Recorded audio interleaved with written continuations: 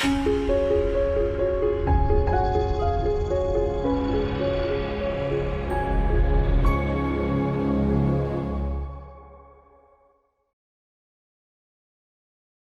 그럼 지금부터 이제 수업 시작할 텐데 출석은 제가 중간에 쉬는 시간에 드리도록 할게요. 자, 그래서 이 수업은 여러분들 잘 아시다시피 두 가지 목적이 진행되고 있습니다. 하나는 디지털 리터러시, 그러니까 4차선 혁명에서 우리가 인공지능에 대해서 여러분들이 이게 지능형 에이전트다라는 걸 이론적으로 말씀을 드리고 있고, 그래서 매 수업 시간마다 산업별로 지금 제가 소개를 좀 드리고 있어요. 그래서 요거는 시험 범위에 안 나오니까 지금은 편하게 들으셔도 됩니다. 그래서 오늘 제가 소개드릴 실제 기업의 AI 사례는 메일 유업입니다. 혹시 메일 유업 들어보셨어요? 앞에 계신 거 물어볼게요. 뭐 하는 회사죠, 메일 유업은? 맞아요, 유제품. 근데 이게 여러분들이 이제 메일 유업에 취업을 할 수 있는 거잖아요. 근데 유제품 가공업체는요, 정말 어려운 부분이 하나 있습니다. 이 유제품, 이거는 메일 유업은 유제품을 가공하는 업체예요. 이게 무슨 차이가 있냐면, 유제품을 가공해서 마케팅해서 파는 회사가 아니라 단순히 유제품을 가공하는 회사입니다. 단순히 유제품을 가공하다 보면 어떤 문제가 생길 것 같습니까? 첫 번째가 데이터가 없어요. 마케팅 회사들이 데이터를 다 가지고 있습니다. 가공 회사는 그냥 가공만 하는 거예요, 유제품을. 자, 그리고 두 번째는 굉장히 원가 절감의 어려움이 있습니다.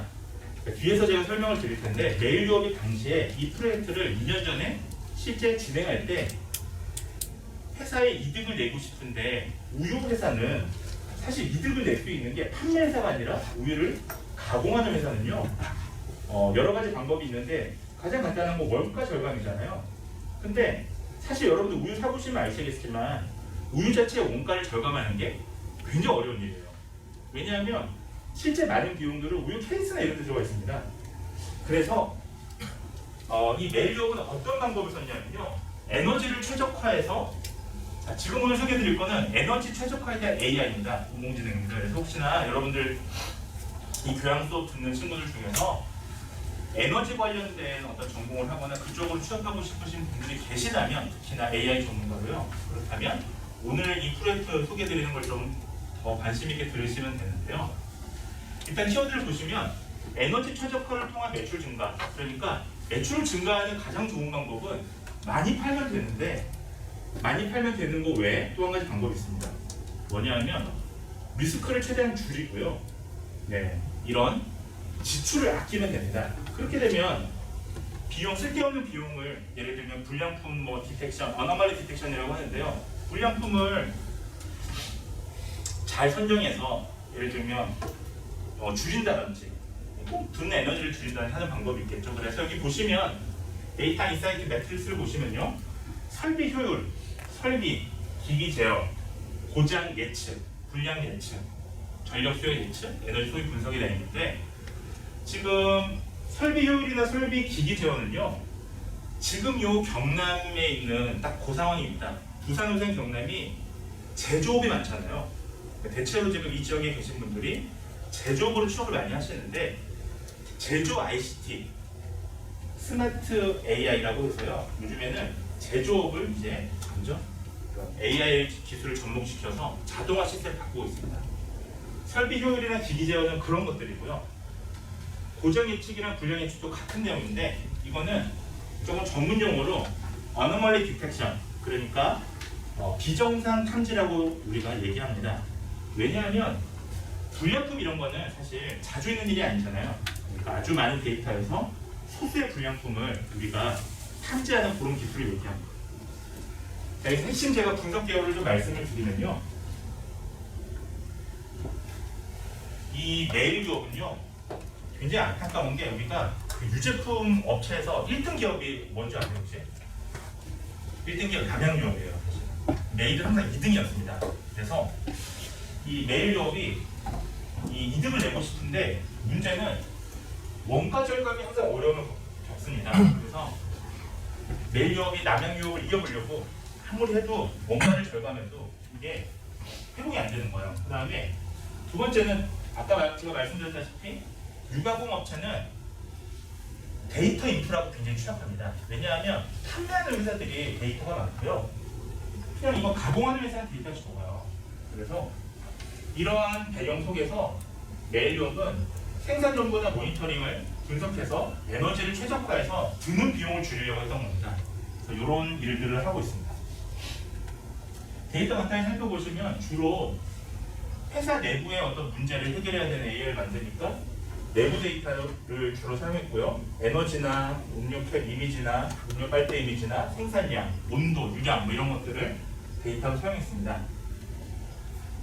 재미난 분석이 두 가지가 들어가 있는데요. 하나는 전철이라는 CIP 분석이라는 건데 CIP 분석은 저도 사실은 도메인 이쪽이 아니라서 저도 찾아보니까 CIP는 클리닝 프로세스라고 해서 뭔가 세척하는 데 들어가는 공정이라고 합니다.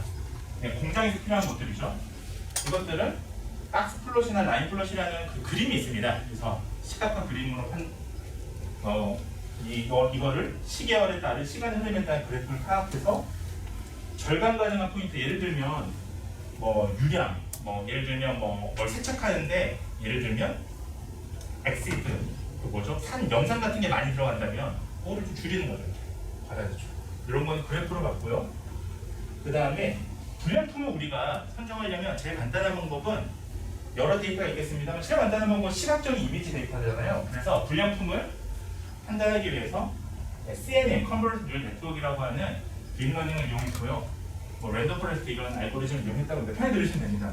그래서 우리가 판정 오류를 줄여서 우리가 판정 정확도를 향상시키면, 예를 들면 이 얘기는 무슨 얘기냐면요. 불량품으로 잘못 판정될 수 있는 것들을 정확하게 불량품으로 판정하고 멀쩡한데 불량품으로 탐지됐다면 그 오류를 줄이면 돈을 세이브할 수 있지 않습니까? 그 내용입니다. 그래서 결과적으로 어떻게 했느냐, 결과적으로 생산성을 향상시키고요. 비생산적인 요소는 줄이고 에너지 비용을 절감시켜서 이득은 극대화하고요. 그 다음에 공정 과정에서의 불량률, 잘못 판단하는 불량률을 정확하게 불량품을 판단해서 우리가 공정 비용도 절감했다라고 보여드렸습니다. 이걸 했더니만 이 메일유업이 보시면 이제 배경 간단히 말씀드리면, 비용 관련해서 재료가 차지하는 것 중에 원재료랑 포장이 차지하는 게 78%예요. 그러니까 아무리 줄이려고 해도 줄일 수 있는 게 한계가 있는 겁니다. 그래서 결국은 공정에서 사용되는 전력이나 에너지가 한 4%니까 이걸 줄일 수 있으면 우리가 에너지를 줄이면서 돈을 벌 수 있다. 이런 식의 프로젝트였습니다. 중간의 내용들을 생략하고요. 제가 아까 말씀드렸으니까 이렇게 이제 공정을 바꾼 거예요. 이게 사실 쉽지는 않습니다. 편하게 보시면 되는데, 예를 들면 전통적인 공정이에요. 그래서 수기 데이터, 손으로 기록하는 데이터나 이런 걸 통해서 경험에 기반한 의사결정을 했다면 이게 자동화된 시스템으로 바꿔서 이제 AI가 시스템을 실시간으로 이제 바꾸는 이런 공정을 활용했던 거예요. 그래서 결과적으로 어떻게 했느냐, 예전의 시스템에서는요, 예전에도 컴퓨터 비전이라고 해서 이렇게 불량품을 이렇게 일일이 확인해서 이렇게 살려봤더니 하루에 311개의 불량품이 판정이 됐는데 이 중에서 실제 불량품은 6%밖에 안 됐다는 겁니다. 그러니까 300개 중에 실제 불량품은 21개밖에 안 됐던 거죠. 근데 이 딥러닝이라고 하는 인공지능 기술을 썼더니만 이게 99%, 98%로 늘어났다고 합니다. 6%에서 불량품을 디텍션하는 비율이 상당히 늘어났다고 합니다. 자, 그래서 이런 절감 포인트도 파악하고 해서 회사는 생산성이 10%나 상승했고요. 그래서 메일유업은 연간 한 2억 5천만 원 정도 비용을 절감할 수 있었죠. 그럼 회사로서는 손해가 아닌 거예요. 왜냐하면 회사로서는 예를 들면 이런 이 사원이 만약에 AI적인 기술이 있어서 연봉을 한 1억을 줬습니다. 1억이면 굉장히 큰 돈이죠. 하지만 회사는 2억 2천을 벌었으니까 전혀 손해볼 게 없는 거예요. 뿐만 아니라 회사는 에너지 비용을 절감하는 이 모니터링 AI 기술을 통해서 연간 2억 9,200만 원을 더 세이브했으니까 합치면 결국은 대략 5억 원 정도 되거든요. 그래서 인재 한 명에 예를 들면 1억 정도를 투자해서 비용을 공급을 주더라도 연 4억을 세이브할 수 있고 그 10년이면 누적이 벌써 지금 40억 정도 이득이 생기잖아요. 요것만 가지고도요. 그래서 요런 이제 이득을 얻었다라는 게 요 프로젝트의 결과입니다. 그래서 결론적으로 말씀을 드리면 제가 요거를 이제 굳이 제가 소개를 드리는 이유가 실제 여러분들이 그 직무, 그러니까 이런 취업 현장에서 AI가 어떻게 쓰이고 있는지 말씀을 드리려고 실제 이제 프로젝트를 말씀을 드렸는데, 이런 유제품 가공 업체에서도 지금 이렇게 AI를 이용해서 최적화, 공정 최적화를 하고 있으니까요. 여러분들이 이제 이런 회사에 취업할 때 결국은 이런 AI 역량을 키워가시면 큰 도움이 되지 않을까 싶습니다. 그래서 요거는 편하게 보여드렸고요. 오늘 수업 이제 내용을 진행하도록 하겠습니다.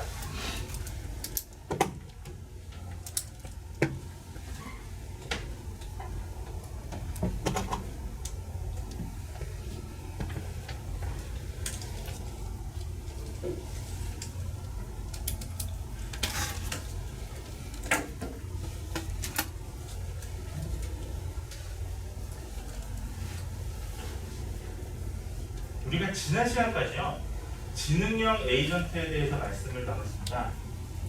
그래서 우리 지난 시간까지 지능형 에이전트라는 게 결국은 지능형 에이전트가 뭐죠?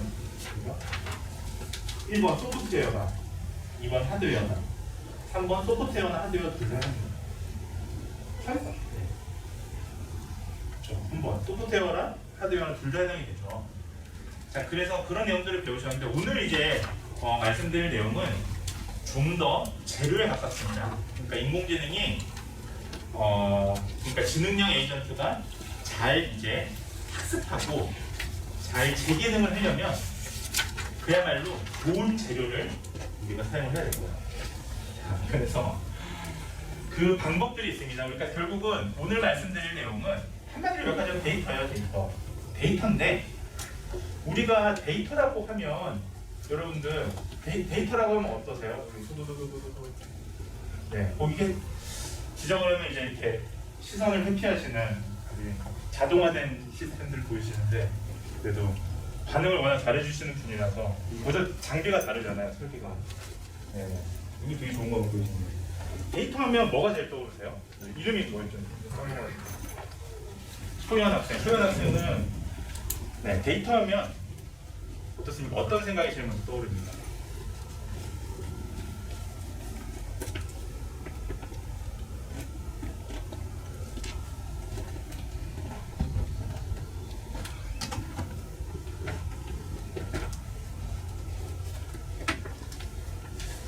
너무 어려운가요? 그러면 특수교육에서는 데이터라고 하면 어떤 걸 많이 사용하죠? 특수교육에서 데이터?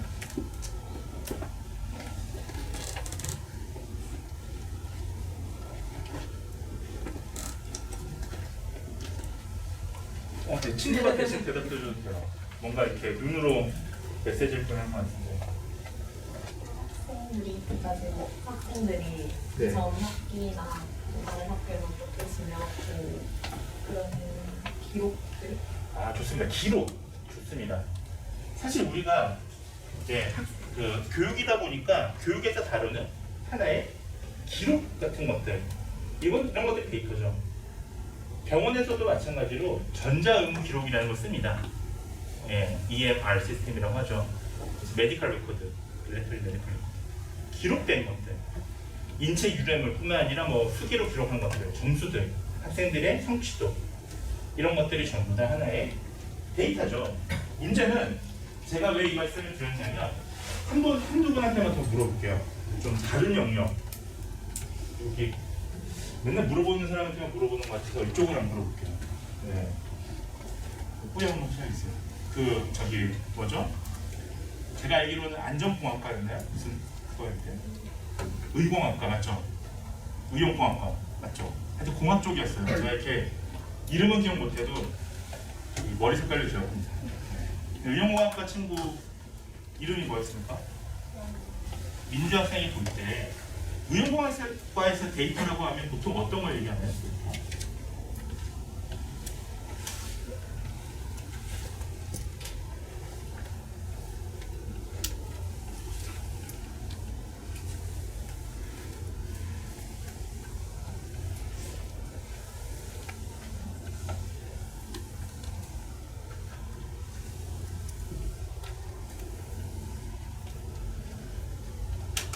뭐 너무 어렵게 생각하지 않으셔도 돼요. 예를 들면 그동안 수업에서 배웠던 데이터 관련된 이런 것들이 있었다는 것 정도.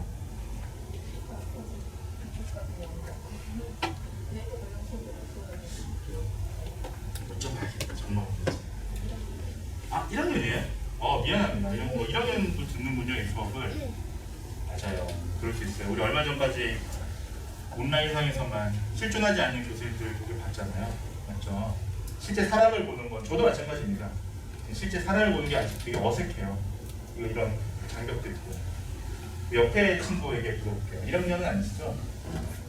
아 그렇군요. 그래서 이렇게 맞아요. 친구는 이 군집하는 현상이 있습니다. 원래. 그러면 누가 봐도 1학년처럼 아는 것 같은데 2학년이죠. 1학년이죠. 그러니까 네, 그럼 제가 그냥 뒤에 여기 계시네요. 1학년 아니신 분. 지난번에 19학번이라고 얘기했잖아요. 맞죠? 기억력 좋죠? 자, 제약공학과죠, 맞죠? 예, 아주 기억력이 제가 좋습니다. 제가 원래 치매 공부하다 보니까 기억력이 좋아요. 자, 그러면 혹시 제약공학과에서는 데이터라고 하면 보통 어떤 걸 데이터라고 해요? 이제 약 만들 때 사용되는 데이터들을 하면 인체 내부에서 흡수율이나 아니면 제제 관련해서 이제 약의 제형에 따라서 흡수가 어떻게 되는지 아니면 사람한테 맞는지에 대한 데이터가 있을 수도 있고 그 외로도 어떤 성분이 어떻게 작용하느냐에 따른 데이터가 될 수도 있고 여러 가지 있을 것 같아요. 네, 좋습니다. 정리하자면 뭐 시그널처럼 이런 데이터도 있을 수 있고요. 어쨌든 수치할 수 있는 데이터도 있을 수 있고 아주 좋습니다. 네, 제가 왜 여쭤봤냐면요. 데이터라는 게 지금 이게 교양 수업이잖아요. 데이터라는 게 제가 물어보면 하나의 형태라고 생각하시는 분들 되게 많아요. 왜냐하면 자기 분야의 것만 보잖아요. 자기 분야의 데이터만 보다 보니까 왜냐면 데이터라는 게 어떤 딱 물질이 아니지 않습니까? 그런 형태다 보니까 사람들이 데이터라고 하면 자기가 아는 영역에서만 생각하더라고요. 오늘 제가 말씀드릴 데이터에 대한 유형이라기보다는 여러 가지 데이터를 수집한 형태에 따라서 종류가 다릅니다. 그래서 오늘 여러분들은 교양 수업이니까 이 네 가지를 꼭 알아가셔야 돼요. 그래서 오늘 말씀드릴 네 가지가 뭐냐면 센서 데이터입니다. 그래서 센서하고 인식, 퍼셉션이 뭔지에 대해서 말씀을 드리고요. 두 번째는 컴퓨터 비전이라는 표현을 쓰면 비전이라는 것 자체가 시각적으로 뭘 본다는 의미잖아요. 그래서 이미지 영상 같은 걸 얘기합니다. 그래서 컴퓨터 비전에 대해서 말씀을 드리고요. 세 번째는 음성 인식, 우리가 스피치 퍼셉션이라고 합니다. 네, 음성 인식에 대해서도 말씀드릴 겁니다. 이런 형태의 데이터도 있습니다. 자, 그 다음에 마지막으로 언어 이해라는 부분은 내추럴 랭귀지 프로세스라고 우리가 얘기하는데 우리 사람이 쓰는 이런 언어 형태를 기계와 소통하기 위해서 데이터를 처리해줘야 되는 게 있는데 이거에 대해서 말씀을 드리겠습니다. 개념에 대해서 말씀드리겠습니다. 그래서 전혀 어렵지 않고 오늘 반드시 아셔야 될 건 이런 형태의 다양한 데이터가 있고 이런 것들을 AI가 잘 분석해서 무언가의 솔루션, 답을 찾는구나 정도를 아시면 오늘 제가 여러분들 수업을 해드렸다라고 생각할 수 있습니다. 그럼 여러분들은 나중에 여러분들의 본캐, 그러니까 원래 저도 본캐가 따로 있죠 사실은. 여러분들의 본캐, 그러니까 여러분들의 주전공, 도메인에 맞춰서 나중에 그런 것들을 활용할 수 있을 거 아닙니까? 그래서 오늘 초점이 본캐입니다. 자, 그래서 구체적으로 말씀드리면 에너지는 주변 환경 어떻게 인식하는지, 센서는, 그 다음에 인공지능은 이미지를 어떻게 인식하는지, 음성은 어떻게 인식하는지, 그 다음에 사람의 말은 도대체 어떻게 이 AI가 인식을 하고 있는지 그 말씀을 드리려고 하는 거예요. 자, 그리고 오늘은 안드로이드나 애플 앱을 켜셔가지고 우리가 체험을 이게 이 뭐라 그럴까요? 이 실습할 수 있는 인프라가 없잖아요. 그래서 오늘 혜택 갖고 온 거는 여러분들 구글 플레이나 아니면 그 애플 앱을 다운받으셔서 직접 한번 체험해보는 시간도 가질 겁니다. 센서에 관련된 것들이요. 그러면 진행하도록 하겠습니다. 우리가 먼저 센서라는 부분들을 말씀을 드릴게요. 우리가 결국은 인공지능하고 인간이 소통을 해야 되는데 소통을 잘 해야 우리가 인공지능을 활용할 수 있겠죠. 소통을 해야 되는데 도대체 어떻게 하면 잘 소통할 수 있느냐, 소통하는 방법이 뭐냐, 자, 결국은 우리는 가장 대표적인 방법은 우리가 지금까지 배웠던 지능형 에이전트는요. 제일 대표적인 건 센서라는 걸 이용해서 세상하고 상호작용을 합니다. 자, 이때 어떻게 그러면 센서가 주변 환경을 인식하느냐에 대해서 말씀을 좀 드리자면요. 자, 일단 먼저 정의를 아셔야겠죠. 그래서 센서라는 거는 자연계에 존재하는 물리량이냐 대상물의 정보를 측정해서 전기 신호로 바꾸는 장치를 우리가 센서라고 합니다. 이거 중요하니까 센서 간지 이 정의를 꼭 알아주시기 바랍니다. 자연계에 존재하는 물리량이라는 용어가 굉장히 모호해요. 자, 우리 자연계에 존재하는 물리량. 네. 어떤 게 있을까요? 좋아요. 어이구, 이렇게. 네. 자연계에 존재하는 물리량. 대체로 뭐가 있을까요? 어떤 거야? 아, 무게, 길이 좋습니다. 대표적인 게 무게랑 길이죠. 우리는 그런 걸 측정할 때 센서를 많이 씁니다. 맞아요. 무게나 길이, 압력, 온도 등등등 다 센서를 씁니다. 심지어 여러분들 지금 핸드폰 잘 쓰시잖아요. 핸드폰 안에도 센서가 들어가 있어요. 과열 방지 뭐 이런 목적으로요. 자, 이런 것들을 정확하게 전기 신호로 바꿔서 우리가 알 수 있게 수치로 바꿔주는 그 장치죠. 그러면 간지라는 건 뭐냐면 결국은 이 센서에 하나의 처리 기능을 추가합니다. 그래서 지금 현재 상태가 어떤지를 인간이 파악할 수 있게 만들어주는 걸 우리는 감지라고 해요. 스마트폰 센서에는요, 여러분들 이따가 한번 확인해 보실 텐데 동작 센서도 있고요, 위치 센서도 있고요, 심지어 환경 센서도 들어가 있습니다.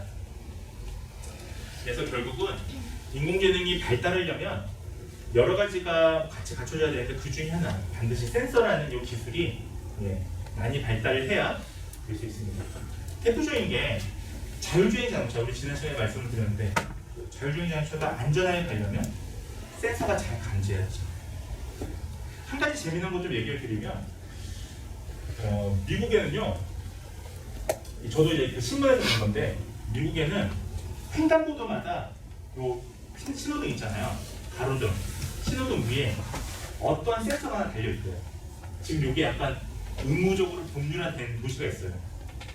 여러분들 같으면 미국에 산다면 횡단보도에 요 신호등 위에 어떤 센서 달아놓을 것 같습니까? 사랑감지. 좋아요. 사랑감지인데 무슨 사랑감지? 아, 기다리는 사랑감지. 넌 미국이 좀 복지국가긴 한데, 네, 사회복지학과 친구들 미국 어떤가요? 복지국가인가요? 네, 근데 그런 용도로 할 것 같지는 않아요. 네, 좋은 아이디어였어요. 혹시 좀 추측되는 거 없어요? 미국의 좀 특성을 보시면 그래서 이런 거 했구나라고 딱 제가 답을 알려드리면 느낌이 쫙 올 겁니다. 소름이 쫙 올 겁니다. 어떤 거요? 속도도 비슷한데요. 사람을 다치게 하는 거긴 한데 속도는 아니에요. 속도는 우리나라가 그랬죠. 총기 소지. 어떤 거야? 총기 소지. 누구야? 누구야? 왜 나를 보고 있었어? 누가 봐도 나를 보고 있었잖아. 저기서 얘기했군요. 네, 좋아요. 총기 소지. 정답인데 덕선을 해주세요. 혹시 미국 살다 오셨나요? 가본 적 있어요. 네? 가본 적은 있어요. 그래요? 혹시 보셨어요? 비슷한 거 보겠어요. 그렇습니까? 뭘 했냐면 이게 미국은 총기 사고가 되게 많잖아요. 근데 총기 사고가 아니라 실제로 총을 들고 다니고 이게 무범지역이 되게 많습니다. 그러니까 이거를 매번 경찰관이 가서 탐지할 수가 없잖아요. 그러려면 인력이 너무 많이 필요한 거예요. 그러니까 뭘 했냐면 전봇대 위에다가 여러분 같은 거 어떻게 하겠습니까? 총기 소리를 인식하는 거예요. 탕 소리 있죠. 그 소리를 학습해서 AI를 달아놓는 겁니다. 그러면 누군가가 총을 쐈어요. 예를 들면. 그러면 그 전봇대가 빠르게 그 총 소리를 감지해서 그 인근 경찰서에 신호를 주면 경찰관이 빨리 출동해서 뭔가를 이렇게 사건 사고를 처리하는 거죠. 그런 게 없으면 누군가 신고해서 늦장 대응 천천히 올 거 아닙니까? 그 문제죠, 사실은. 그래서 이런 것들, 이런 게 바로 센서입니다. 실생활에서 많이 응용되고 있어요. 자, 그래서 동작 센서는 여러분 잘 아시다시피 움직임 감지하는 거, 가속도, 중력, 회전속도 이런 걸 감지한다고 합니다. 위치는 여러분 잘 아시다시피 물리적인 위치, 핸드폰에도 있죠. 네. 뿐만 아니라 환경, 조도, 압력, 온도 이런 거 알려주는 센서도 있습니다. 스마트폰 내부에는요, 여러분들 스마트폰이 과열되는 걸 방지하기 위해서 환경 센서가 반드시 들어가 있습니다. 아, 좋아요. 여러분들이 그래도 이 관심을 좀 가져주니까 이제 막 신나네요. 예, 이 정도는 아니도요. 네. 자, 센서 외에도 여러분들 오늘 말씀드릴 두 번째는 반드시 알아가셔야 된다고 말씀드릴 두 번째는, 자, 인공지능이 세상하고 소통하는 바라보는 방법 중에 하나는 컴퓨터 비전이라는 게 있습니다. 비전이라는 표현 자체가 우리가 시각이라는 뜻이잖아요. 네, 그래서 우리는 인간은 너무 편해요. 인간에게 가장 뛰어난 감각 중에 하나가 사실 시각이잖아요. 인간은 시각으로 많은 정보를 받아들이고 있습니다. 자, 근데 컴퓨터도요, 특히나 인공지능도 인간처럼 기기가 자율적으로 잘 학습할 수 있도록 시각 기능이 있습니다. 소위 이제 우리가 앞서 말씀을 드렸던 컨볼루션 뉴럴 네트워크라는 게 뭐 별건 아니고 이런 시각적인 기능이에요. 그래서 이미지나 영상을 빠르게 인식하는 이런 기묘한 기술이 있습니다. 이런 교양을 통해서 우리가 그런 용어 하나 알아가시면 집에 부모님이 오늘 뭐 했어라고 물어봤을 때 나는 오늘 컨볼루션 뉴럴 네트워크 배웠어라고 얘기하면 어머님이 그래도 우리 아들 500만 원 아깝지 않구나 이렇게 생각하시겠죠. 자, 그래서 인간하고 다른 시각 기능을 우리가 부여하기 위해서요, 각기 다른 능력으로요, 새로운 시각을 만들고요, 그 다음에 인간의 한계를 보조하는 이런 기술들을 우리가 컴퓨터 비전으로 합니다. 이건 제가 축소가 안 돼서 확대만 되고 축소가 안 돼요. 자, 이 컴퓨터 비전은 어디 쓰이냐? 자, 여러분들의 본캐드를 한번 잘 떠올려 보시면, 혹시나 여기 스마트 자동차 학과에 있나요? 이름이 되게 복잡한데 기계 자동차 스마트 IT 학과인가요? 학부 자동차 공학부 그쪽에서 제일 많이 쓰입니다. 자율주행에서 일단.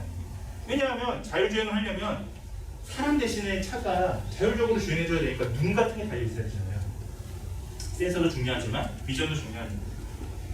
뿐만 아니라 되게 많은 분야에 사용하고 있어요. 예를 들면 보안 분야 또 컴퓨터 비전에 사용되고 있고요. 여러분 핸드폰 같은 데서 쓰고 있습니다. 자, 결국은 지능 에이전트는요, 센서나 시각, 청각 등의 인식을 통해서 세상하고 상호작용을 하고 있죠. 지금도요. 자, 세 번째는 음성인식이라는 게 있습니다. 제가 한때 이제 지금도 뭐 연구는 하고 있습니다만 굉장히 관심이 연구하는 두 가지 데이터 처리 분야가 있는데요. 물론 제 이제 기본적인 본캐는 이제 그 임상 데이터를 가지고 질병의 고위험군을 예측하는 게 제가 이제 관심 있는 분야인데, 멀티모달이라고 해서 요새는 하나의 데이터만 유형만 하는 게 아니라 방금 보셨던 컴퓨터 비전 데이터, 센서 데이터, 지금 말씀드린 뭐 음성인식 데이터, 이런 서로 다른 형태의 데이터를 싹 붙여가지고요, 조금 더 탐지 확률을 높이는, 예측 확률을 높이는 그런 것들을 우리가 멀티모달이라고 합니다. 저는 이제 그런 멀티모달 연구들을 쭉 진행하고 있는데, 그래서 음성인식이라는 데이터를 제가 많이 활용을 해왔습니다. 그래서 요걸 좀 들려드릴 얘기가 많을 것 같은데, 음성인식은요, 사람이 말하는 언어를 컴퓨터가 해석해서 그 내용을 문자로 변환하는 것까지를 음성인식이라는 거예요. 요거 중요하니까 좀 체크를 해주세요. 자, 왜 이 말씀을 드리냐면, 제가 스피치 리카그니션이라고 표현하면 사람들이 어떻게 생각하냐면 음성을 인식하는 거니까 제 목소리랑 똑같은 목소리를 찾는 걸 생각하더라고요. 예를 들면 성대모사처럼. 그게 아니고요. 리커그니션을 표현 쓰잖아요. 리커그니션은 특유적으로 굉장히 많이 쓰는 말입니다. 인식, 리커그니션. 그래서 이거는 뭐냐 하면, 특수교육에서 리커그니션은 뭐냐 하면, 어떤 검사를 나중에 재인이라고 하잖아요. 다시 보여줬을 때 제가 검사했던 그 항목을 정확하게 찾아내는 거를 얘기하거든요. 마찬가지로 스피치에 대한 리커그니션은 뭐냐 하면, 제가 말하는 내용 컴퓨터가 일단은 무슨 말인지를 이해합니다. STT 기술이라고 할까요? 그리고 나서 그 기술을 문자로 변환하는 거예요. 스피치 투 텍스트 기술까지를 얘기합니다. 그래서 오늘 이 시간에 꼭 이거를 알아냈으면 좋겠어요. 단순히 제 목소리의 포먼트나 이런 정보를 인식하는 게 아니다. 이걸 문자로 변환하는 기술을 리커그니션을 한다. 자, 그러면 생각해 보세요, 여러분들. 요거를 다른 말로 STT, Speech to Text라고 표현하는데 왜 그 여러분들 뭐 네이버 클로땡 그런 거 있죠. 왜 이렇게 녹음하면 글자로 싹 바꿔주는 거 이런 것들 얘기합니다. 그런 것들 얘기하는데 구글도 있어요. 네. 이게 잘 되려면 여러분들 두 가지 단계가 반드시 필요합니다. 이것도 같이 알아주세요. 어떤 두 가지가 필요하냐면 하나는 전철이라는 기술이 필요하고요. 프리프로세싱이라는 전철이라는 기술이 필요하고 두 번째는 인식이라는 기술이 필요합니다. 전처리는 뭐냐? 우리가 전처리라는 표현을 쓸 때는 정말 많은 의미를 가지고 있는데 음성인식에서 전처리는 간단합니다. 여러분들 요거를 같이 체험해보면 좋은데 우리가 이 컴퓨터가 없어가지고 제가 이따가 나중에 설명으로만 드릴 텐데 자, 전처리라는 거는 음성인식에서 전처리는 우리가 제가 지금 발성한 음성이 있잖아요. 근데 생각해보십시오. 인간은요 지금 제가 말하는 요 소리에 말소리에 집중할 수가 있습니다. 요거를 칵테일 효과라고 해요. 선택적 집중이 가능해요. 근데 지금 가만히 생각해 보시면 지금 제가 말하는 거 외에도 밖에는 새가 지저귀죠. 바람은 불죠. 팬 돌아가죠. 지금 이 공간에는 소리가 상당히 많아요. 사실 사운드가 되게 많은 거예요. 그 중에서 스피치, 사람 말을 지금 인식을 해야 되는 문제입니다. 사람은 이런 것들을 고민할 필요가 없어요. 그냥 들으면 돼요. 근데 AI는 그렇지도 못한 겁니다. 어떤 게 말소리인지 어떤 게 지금 잡음인지 알 수가 없어요. 그래서 첫 번째는 우리가 발성하는 지금 제 목소리를요 이 구간에 따라서 이렇게 수집을 합니다. 얘가 이 말소리를. 그래서 전철이라는 단계는 뭐냐 하면 첫 번째로 노이즈를 없애는 거예요. 잡음, 백그라운드 노이즈. 그러니까 소위 지금 여기 있는 소리 중에서 저 새소리, 저 개소리, 저 바람 부는 소리 이런 것들을 싹 제거해 주는 거예요. 그리고 나서 소리의 특징을 추출합니다. 소리의 특징을 추출을 합니다. 그 다음에 인식이라는 과정이 필요합니다. 그러니까 순수하게 제 말소리의 시그널만 싹 수집했어요. 그러면 정확하게 얘가 인식, 이해를 하고 있는 거예요.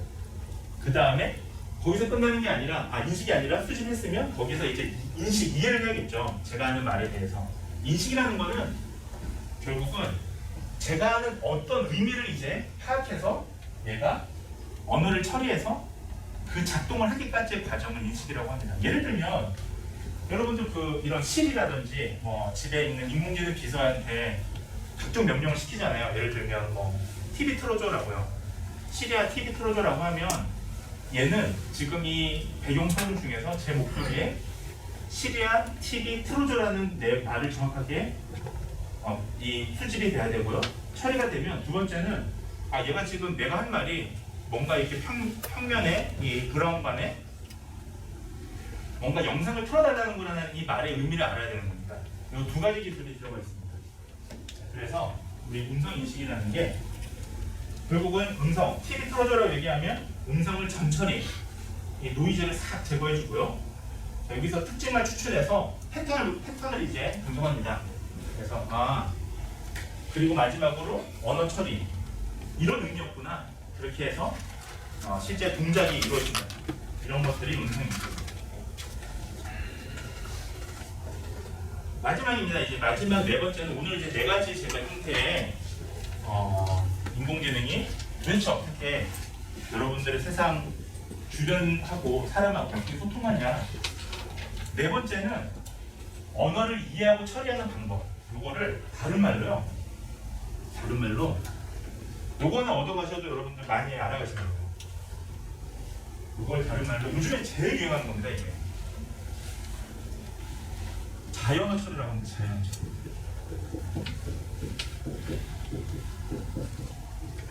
요즘에 가장 각광받는 분야가 뭐냐고 저한테 많이 물어보시면 정말 어떻게 해야 딱 한 가지 기술만 알려주시면 요거 제가 습득해서 4차 산업 시대에 좀 취업 잘 보고 싶습니다라고 한다면 저는 다른 것보다 저 녀석을 해라, 자연어 처리를 해라고 좀 추천해드리고 싶어요.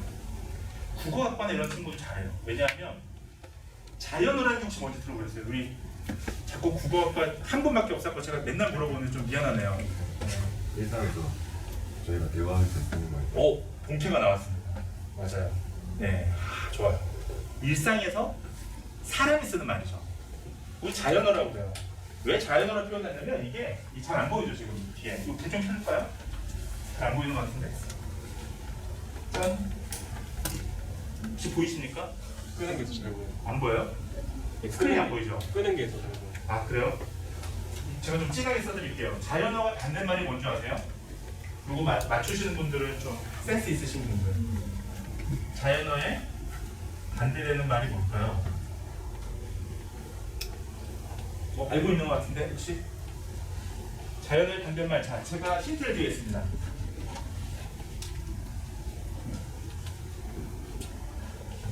맞아요. 기계어요, 기계어. 우리가 자연어라는 표현 되게 잘 안 쓰잖아요. 저게 왜 자연어, 내추럴 랭귀지라고 하는데 저런 용어가 어디서 나왔냐? 기계어라는 말의 반대말로 지금 쓰이고 있는 거예요. 자연어. 그러니까 우리 지금 사람이 하는 말이에요. 근데 생각해보세요. 컴퓨터는 귀가 없잖아요. 그러니까 사람이 하는 말을 그대로 이해할 수가 없습니다. 기계어는 여러분들 0하고 1로 이렇게 그 AI는 그것만 알아볼 수 있어요. 0하고 1로 된 배열을. 그래서 자연어 처리라는 게 이제 붙은 게 프로세스라는 말이 붙은 건 뭐냐면 사람 말을 기계가 이해할 수 있게 바꿔주는 과정이에요. 근데 이게 굉장히 어렵습니다. 왜 어렵냐면 한번 생각해 볼게요. 우리가 여러분들 주변에서 지능형 에이전트, 우리 지난 시간까지 말씀을 드렸는데 AI 되게 많이 우리가 체험할 수 있잖아요. 예를 들면 뭐 AI 카메라, 뭐 AI 청소기 뿐만 아니라 무슨 그런 음성 인식 뭐 도구들도 많이 볼 수 있는데 여러분들이 또 한 가지가 체험할 수 있는 게 오늘 아마 뒤에서 좀 말씀을 드릴 텐데 인공지능 번역기 혹시 좀 많이 쓰십니까? 많이 쓰세요? 여기 또 논문 뭐 네. 지난번에 그 팀명이 논문이 실렸잖아요, 맞죠? 네. 그러니까 그런 거 할 때 외국 논문도 보세요 혹시? 그럼 어쩔 수 없이 그 인공지능 그 AI 번역기 많이 쓰시겠네요. 뭘로 쓰십니까? 탑하고 오늘 체험해 보실 거예요.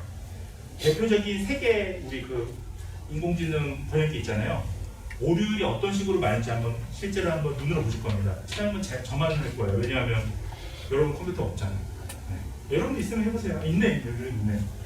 자, 그러면 이거 같은 경우에 혹시 번역이 어떻게 잘 되던가요? 그 논문을 딱 집어넣으면 그 논문의 맥락을 잘 이해해서 어떤 의미적인 부분들이 잘 번역이 되었습니다. 80%면 굉장히 높은 거예요. 사실. 우리 AI를 쓰는 분야 중에서 제일 지금까지 성능이 정확도라고 표현하거든요. 정확도가 제일 낮은 분야가 자연어 처리 분야입니다. 왜냐하면 그만큼 사람 말을 기계어로 대응해서 변환하는 게 굉장히 어려워요. 여러 가지 이유가 있습니다. 뒤에서 그건 또 설명드릴게요. 오늘 말씀드릴 건 아니고 그거는 아마 다음 중간고사 끝나고 나서 왜 사람 말을 이해하는 게 어려운지에 대해서 언어적인 요소들을 좀 말씀드리도록 하겠습니다. 오늘은 좀 편하게 들으시면 되는데요. 자, 결국은 기계인 AI가 결국은 인간의 언어를 이해할 수 있도록 하는 게 자연어 처리인데 결국은 자연어 처리는 두 개의 과정으로 구성되어 있습니다. 결국 컴퓨터가 인간의 말을 잘 처리하려면 첫 번째는요. 자연어를 잘 이해해야 돼요. 이 과정부터 좀 어렵습니다. 자, 이거는 뭐냐면 의미적 역할, 시멘틱이라고 하는데요. 우리가 의미적인 역할을 가지는 건 단어 자체가 의미적 역할을 가지는 겁니다. 예를 들면 명사나 동사나 우리가 하는 말에 핵심적인 그 단어들 있죠. 단어 단위에서 우리가 메타데이터를 추출해서요. 기계가 인간의 언어를 이해하는 데 도움을 주는 건 우리가 자연어 이해라는 기술을 얘기를 합니다. 두 번째는 자연어 생성이 있습니다. 결국은 얘가 이해했으면 다시 그 데이터를 자연 형태로 변환해서 번역기 같은 역할을 해줘야 됩니다. 결국 이런 기술이 적용된 대표적인 사례는 여러분들 자, 기계 번역, 아까 말씀드렸던 팝하고 뭐 이런 것들이요. 챗봇도 체험해보실 텐데 챗봇, 스팸 감지, 감정 분석 이런 것들은 자연어 처리에서 제일 많이 쓰는 것들이죠. 워드 클라우드, 맞춤법 수정 등 이런 것들에 NLP, 자연어 처리 기술이 많이 쓰이고 있습니다. 자, 그러면 이제 실제로 한번 우리 체험을 한번 해볼게요. 제가 시술이라는 표현 안 쓰는 이유가 컴퓨터가 없어서 자, 제가 대표로 여러분들 대표, 인간 대표로 앞에서 제가 체험을 하거나 알려드리도록 하겠습니다. 지금부터 체험하실 거는 크게 두 가지 활동인데 지금 45분이니까 이 설명을 드리고 나서 잠깐 쉬셨다가 활동을 이어서 할게요. 그러면 딱 시간이 맞을 것 같아요. 자, 그래서 지금부터 활동은 하나씩 다 해보실 겁니다. 센서 배우셨죠? 그 다음에 스피치 퍼셉션, 음성 인식 하셨죠? 그 다음에 자연어 처리, 그 다음에 뭐 있었죠? 아까? 컴퓨터 비전. 이 네 가지를 지금부터 체험을 하실 건데 잠깐 쉬셨다가 체험하실 건데 일단 제일 먼저 첫 번째 체험은 스마트폰 갖고 계시니까 제가 아주 재미난 앱을 하나 소개를 해드릴 겁니다. 이 앱은 여러분들이 앱을 이용해서 지금부터는 이제 자나 이런 거 갖고 다닐 필요가 없어요. 이걸로 거리도 잴 수 있고요. 이 센서를 이용해서 여러분들이 다양한 활동을 할 수 있습니다. 그걸 한번 실습해 보실 거고요. 두 번째는 이런 센서를 이용해서 여러 가지 아이디어도 표현해 보실 거고요. 그리고 그 다음 할 활동은 뭐냐 하면 우리가 컴퓨터 비전과 관련된 건데 이거는 여러분들이 핸드폰을 할 수가 없습니다. 그래서 티처블 머신이라는 간단한 프로그램이 있는데요. 이걸 통해서 사물 인식을 한번 체험해 보실 겁니다. 주로 좀 설명 위주로 말씀을 드릴게요. 집에 가서 해보셔도 돼요. 아주 재밌습니다. 이걸 하시게 되면 컴퓨터 비전이 어떤 형식으로 진행되는지에 대한 원리를 우리가 알 수 있어요. 두 번째 체험은 이미지 인식 앱으로 이건 하실 수 있습니다. 네이버나 구글에 있는 이미지 인식 앱으로 우리가 이미지를 인식하면 거기에 대한 정보를 제시하는 그런 체험을 한번 해보실 거고요. 그 다음에 텐서 스페이스라는 게 있습니다.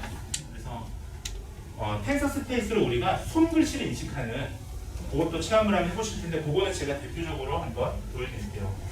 자, 마지막으로 컴퓨터 비전에 좀 한계점이 있는데 어떤 한계점이 있는지도 말씀드리도록 하겠습니다. 그러면 지금 딱 48분이니까 지금부터 4시까지 쉬도록 할게요. 네, 10분간 쉬도록 하겠습니다. 자, 여러분 쉬세요. 네.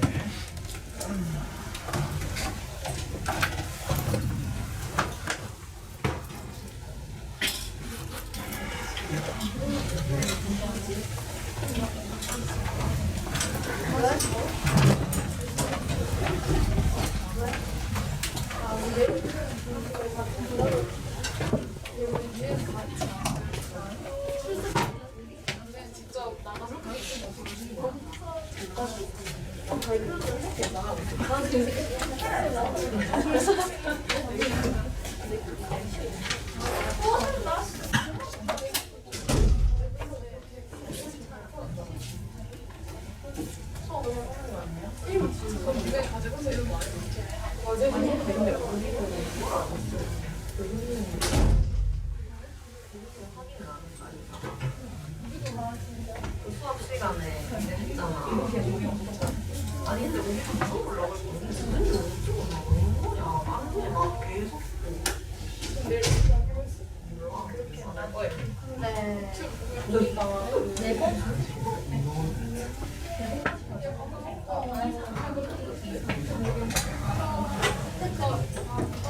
어제 진짜 전화? 아직도 아니야? 나는 아직도 아니라고. 근데 여기서 얘기해.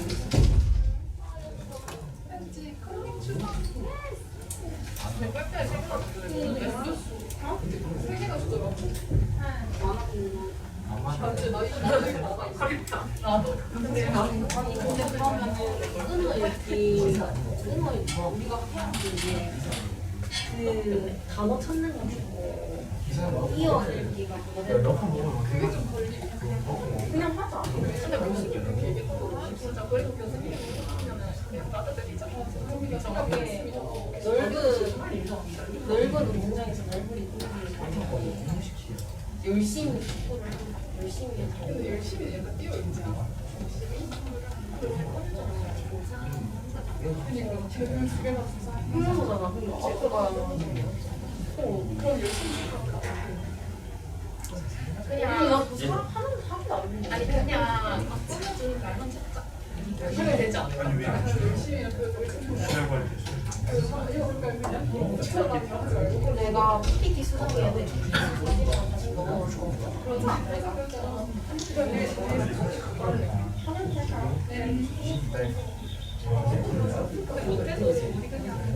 아 있는데 잘 안 들어. 나도 열심히 했어. 이상하게 아니 이상하게 이게 아니 너는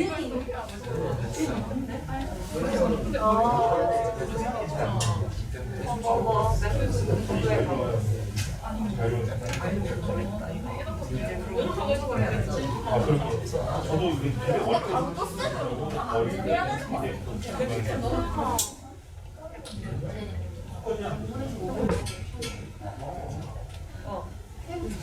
김밥이랑 튀김이랑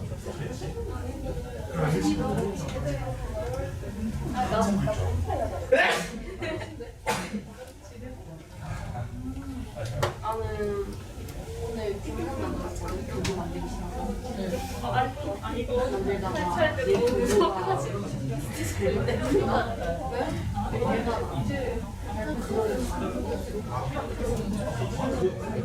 종이박스 있죠. 되게 좋아.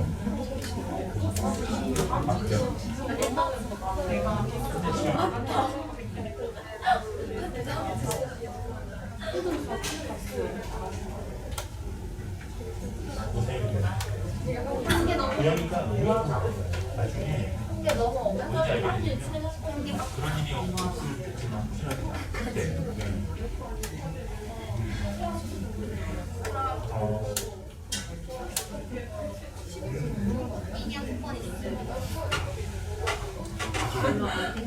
안 깨지는 맞아요.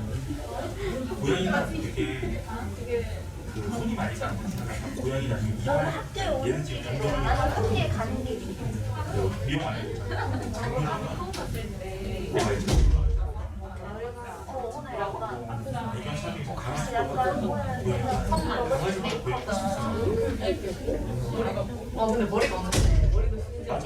그것 때문에 그러니까 걔 때문에 주인 있으면 어느 정도 하고 고양이 같은 경우는 아침을 하는데 아침가 별로 안 좋아요. 일본 아니면 고양이가 굉장히 괴로워하거든요. 실력인데 찾으면 같이 안 하고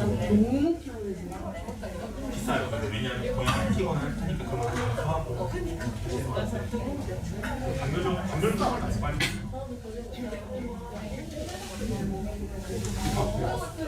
좋은 걸 배가 고양이가 아니지. 고양이 사료 같은 거 외우고 주사예요? 까먹었어. 그런 거 있을 때 좋은 상품들 있잖아요. 프란스에서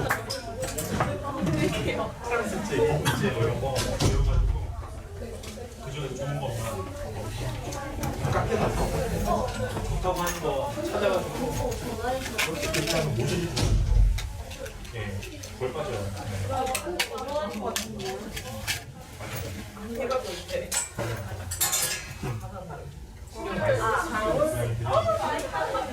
맞아요.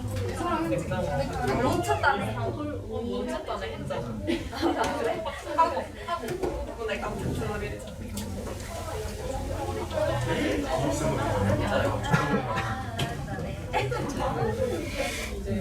입맛이 들것 같아요. 오늘 가져갔잖아. 고생이 많아요.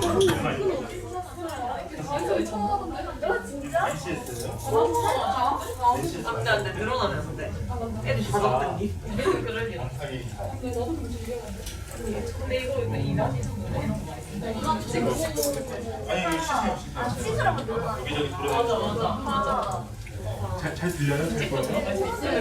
저거 카메라 돌아가면서 이렇게 신경 쓰는 척 해줘요. 이미지 먼저.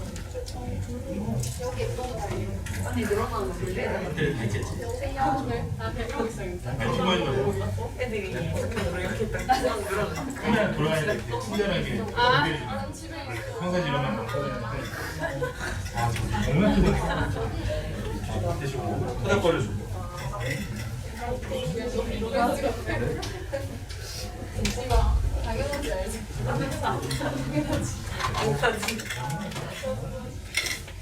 날씨가 딱 우중충해서 얼마나 피곤할까 그죠? 잘 찍고 있죠? 그래 친절한 모습도 많이 보여줘. 과장된 이미지. 어유 그래 그래. 이렇게 한번 쓰다듬어주고. 아유 만져봐주고. 몇 친구 줘요? 남들 다른 사람. 그런 사람 완전 사귀는 친구.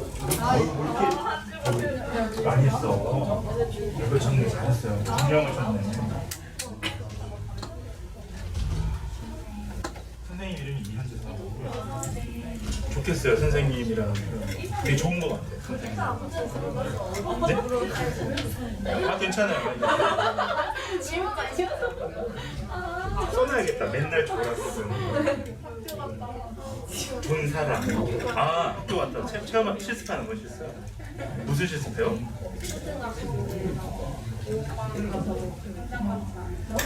힘들겠는데 혹시 어떤 장애 아동을? 어티즘 스펙트럼. 우리보다 더 잘하죠. 아니 그만큼 네.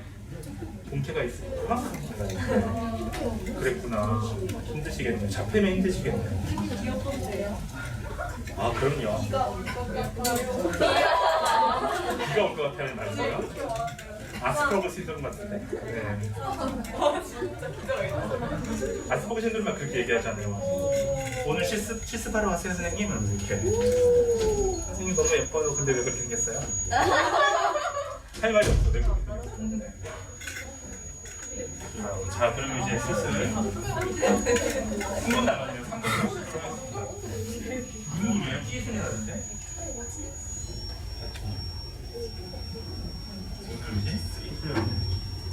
이명인가 설마? 나만 들리는 거 아니죠? 마이크가 있나봐요. 쉬셔도 됩니다. 아직 2분, 3분 남았어요. 정말 그거 아니야? 음악 뭐 들어요? 근데 이 있으면 왜 뒤에 있는 척해? 다른 형식이 마이크가 안 꺼져서 파울링이 생기는 거야. 여기 저것 때문에 그런가요? 아니 여기가 아니라 다른 형식이 그렇죠. 다른 맛 강의실 마이크. 마이크가 안 꺼져서 파울링이 생기는 거야. 근데 이게 그러네요. 하울링 요걸 타고 지금 근데 밖에서 들어가. 네. 이런 백그라운드 노이즈가 있으면 아까 그 스피치 8%를 잘 안 되나?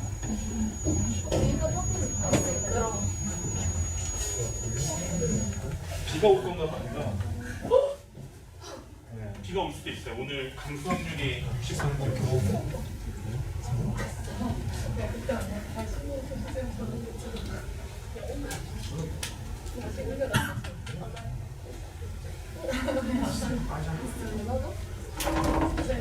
이제 한 2분 남았는데요. 여러분들은 그래도 이렇게 대면하니까 좋죠. 친구들도 보고 실제로. 안 좋아요. 네. 왜안 좋아요? 아 그렇죠. 이렇게 토크하시는 분들은 학교 오는 것 자체가 굉장히 일이죠 사실. 맞아요. 공감하는 것 같아요.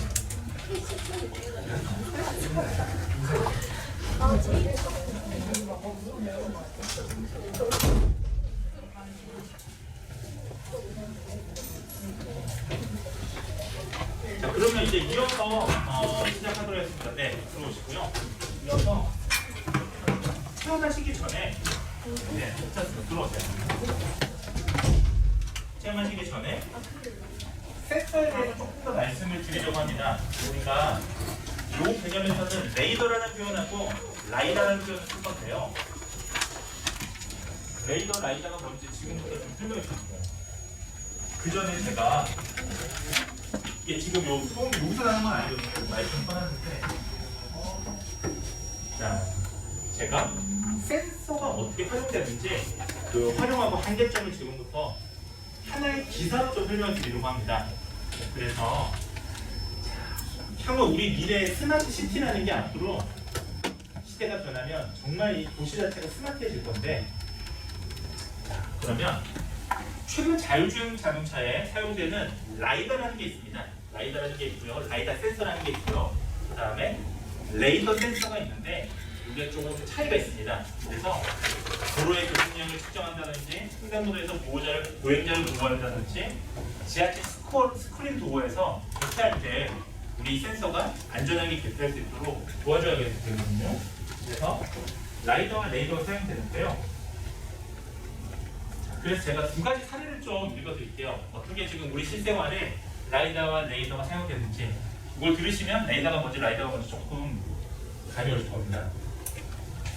첫 번째 사례는요, 도로에서 아까 우리 그 민지학생 얘기했던 것처럼 보행자를 제 모션에 따라서 소리가 나는 것 같기도 하고, 보행자를 감지하는 센서가 있습니다. 라이다 센서라고 합니다. 그래서 가끔 보행자가 걸어가면서요, 스마트폰 보다가 이런 일이 되게 많습니다. 저도 좀 그런 경우, 아마 여러분들 한두 번쯤 있을 것 같은데, 걸어가면서 카카오톡이나 영상 보다가 굉장히 위험에 처할 뻔한 경우들 한 번쯤은 있잖아요.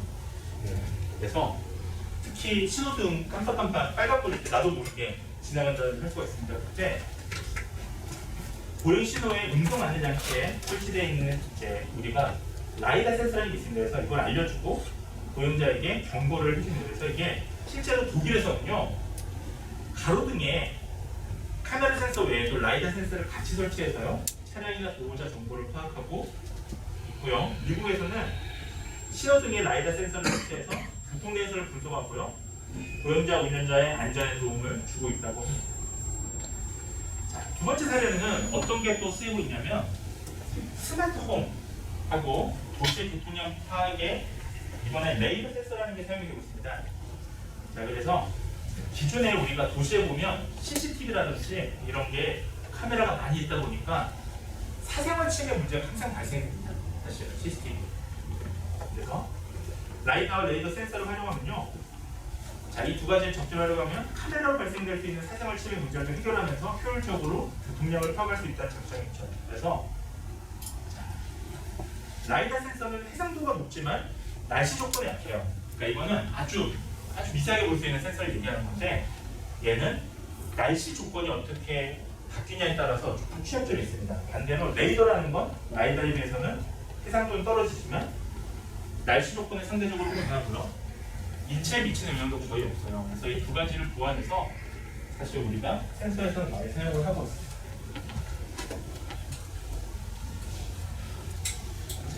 그러면 우리가 체험을 하기 전에 본격적으로 센서하고 인식에 대해서 다시 한번 좀 짚고 넘어갈 텐데요. 우리가 앞서 말씀드렸다시피 이 지능형 에이전트, 소위 이제 인공지능은 주변 환경과 상호작용하기 위해서 센서라는 걸 이용하게 됩니다.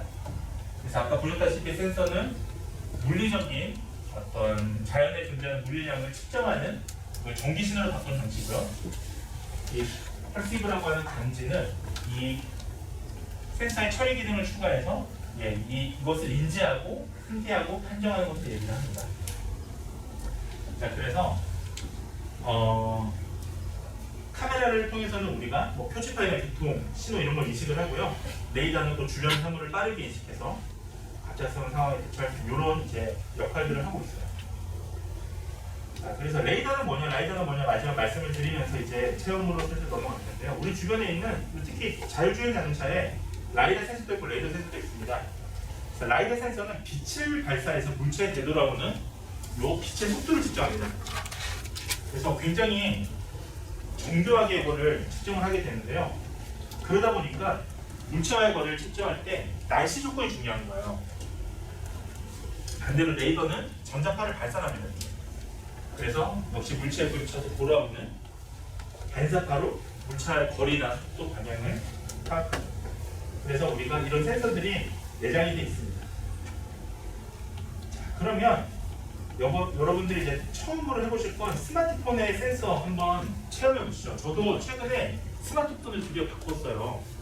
그래서 요즘 스마트폰 되게 좋죠. 자, 여기서 여러분들 플레이스토어로 들어가셔서 사이언스 저널이라는 앱을 한번 설치해 보시면 됩니다. 뭐 꼭 반드시 하셔야 될 건 아니지만 있으신 분들은 한번 해보세요. 뭐 지금부터 이 스마트폰 센서인 사이언스 저널 앱에 대해서 말씀을 좀 드리려고 합니다.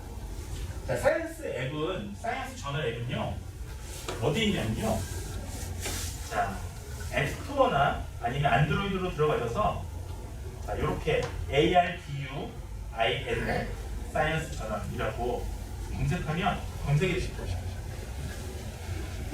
자, 이걸 검색하면 어떤 것들을 알게 되냐면 우리 주변의 여러 물리적인 물리량이라든지 예를 들면 뭐 소리의 크기, 소리의 높낮이, 소리의 어떤 색깔 이런 것들 또는 뭐가 있을까요? 또 조도, 햇빛의 양, 빛의 양 이런 것들을 지금 측정할 수 있는 그런 하나의 앱입니다. 그래서 ARDUINO 사이언스 저널 이 앱을 검색하시게 되면 스마트폰의 센서를 우리가 활용해서 체험을 할 수 있습니다. 자, 그러면 이렇게 지금 나와 있을 거예요. 이 앱을 딱 키시게 되면 텍스트, 센서, 카메라, 갤러리 뭐 이런 식으로 다양한 기능들이 있는데요. 자, 이걸 이용해서 우리가 하나의 실험 데이터도 얻을 수가 있습니다. 자, 다양한 우리가 센서가 있는데 우리 그 중에서 주변 환경 소리에 대해서 한번 지금부터 실습을 해보도록 하겠습니다. 자, 혹시 이 중에서 센서 눌러보시고요. 주변 환경 소리 어떻게 인식하는지 센서 노트라고 이렇게 들어가시면 음 높이도 우리가 측정할 수 있고요. 소리 세게도 볼 수 있고요. 그 다음에 한 가지 재미난 건 소리 세게와 빛의 밝기의 어떤 상호 관련성도 같이 볼 수가 있습니다.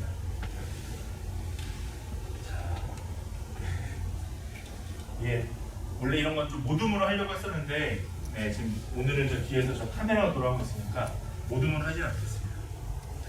자, 실제로 한번 열어보시면 자, 이런 것들을 체험할 수가 있습니다. 그래서 높이, 헐츠라고 하는 거는 아주 쉽게 말씀을 드리면요. 혹시 헤르츠 들어보셨어요? 헤르츠가 혹시 뭔지 그럼 좀 주파수 좋아요. 프리퀀시, 주파수. 이게 프리퀀시가 어떤 의미인가요? 아주 좋습니다. 혹시 공대생이요? 역시 의공이니까 데이터 이런 걸 또 많이 다뤄보셔서 아주 좋아요. 맞습니다. 자, 물체가 초당 반복 횟수를 우리가 프리퀀시라고 해요. 예를 들면 간단히 말씀드리면 우리가 남자하고 여성이 높이가 다르잖아요. 우리 남성은 한 몇 헤르츠 정도 나오나요? 그렇죠. 남성이 한 120Hz 정도 나옵니다. 물론 이제 나이대에 따라 좀 다른데요. 여성은 한 220Hz 정도 돼요. 그리고 아동이 한 5세 미만 아동이 한 300Hz 정도 되는데 이거는 쉽게 얘기하면 초당 우리 목 안을 이렇게 들여다보면 이런 성대라는 게 있습니다. 리가먼트 성대가 있습니다. 여기 인대가 성대인데 그래서 이렇게 부딪히는 1초에 120번 부딪히면 남자 목소리가 나고요. 실제로 그래요. 1초에 220번 부딪히면 여성처럼 목소리가 나요. 1초에 300번 이상 부딪히면 애기처럼 목소리가 나요. 실제 물리적으로 그럽니다. 자, 그래서 76.9Hz라는 건 어떤 지금 소리 사운드가 초당 이 반복 개수가 한 78번 정도 된다고 보시면 돼요. 높이를 나타낼 때 쓰는 말이고요. 단위고요. 자, 그 다음에 데시벨이라는 게 있습니다. 여기 데시벨. 데시벨은 뭐냐면요. 데시벨 뭔지 아세요? 데시벨. 오, 야, 괜찮아요. 에이스였어요. 이거 승무원 에이스. 제가 저랑 좋아하는 것 같은데 에이스라고 하니까 많이 봤어요. 제가 이게 살짝 이렇게 이 스마일 부분을 갖기네요. 혹시 괜찮아요? 데시벨이 볼까요?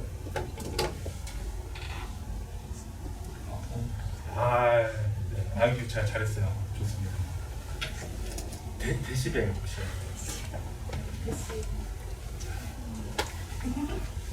네, 괜찮아요. 데시벨.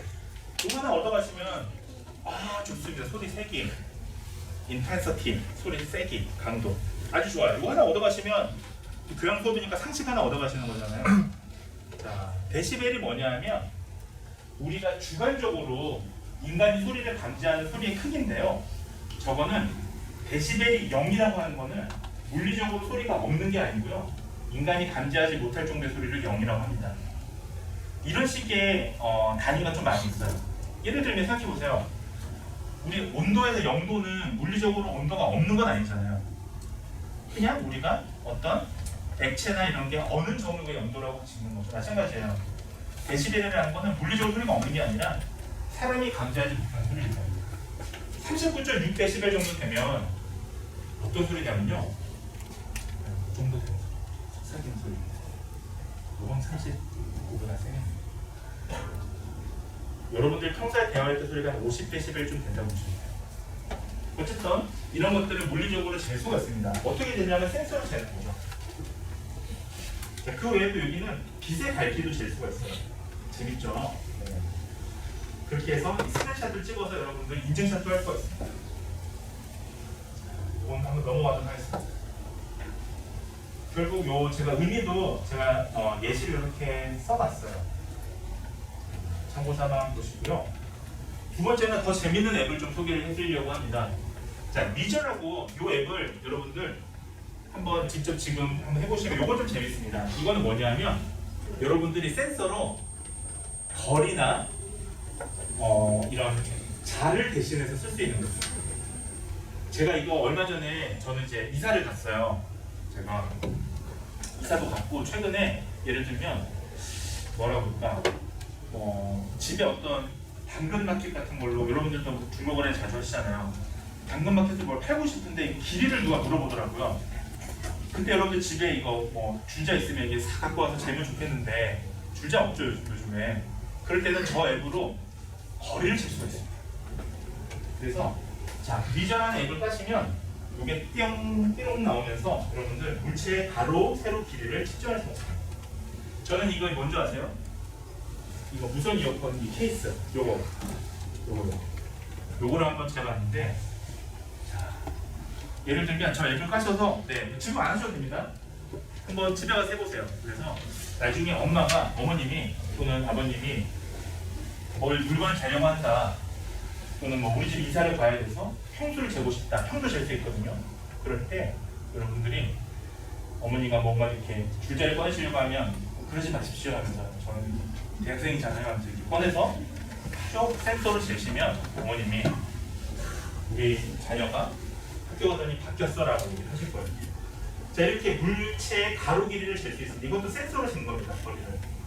자, 심지어 두 개를 동시에 인식해서 측정도 할 수가 있습니다. 예를 들면 플러스라고 이걸 표시를 해주시면요, 물체의 끝에 끝 포인트를 추가하면 이것도 역시 길을 잴 수가 있습니다. 이렇게 잴 수가 있습니다. 다만 오차가 좀 있습니다. 오차가 있는데 우리가 앞서 보셨던 헤르츠나 데시벨은요, 아주 미묘한, 사실 1이라는 단위가 거의 차이가 없을 정도로 굉장히 미미한 차이예요. 네. 대신에 센티미터는 사실은 어느 정도 큰 거잖아요. 그래서 오차가 미저로 재는 게 오차가 좀 적습니다. 반대로 여러분들 헤르츠나 데시벨은 오차가 좀 있을 수밖에 없어요. 주변 소음도 들어가고, 예를 들면 여러분들 그 센서하고 입하고의 거리도 조금씩 달라지면 그 크기가 달라지는 거죠. 그래서 이런 것들 센서를 직접 우리가 체험을 해봤어요. 그 다음에 나중에 이제 스마트 하우스를 쓰시게 되면 앞으로 집이 이렇다고 하면, 저는 요즘에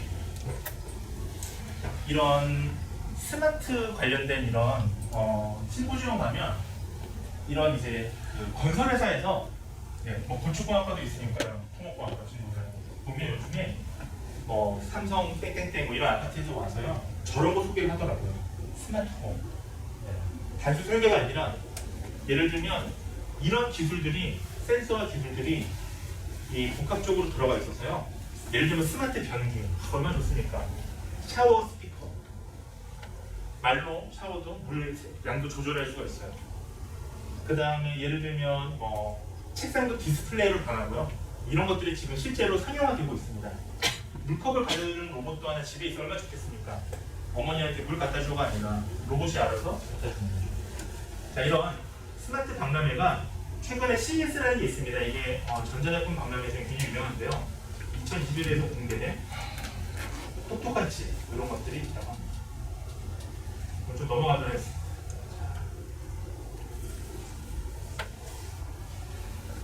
그 다음에 마지막 이제 오늘 뒷부분 내용은 잠시만요.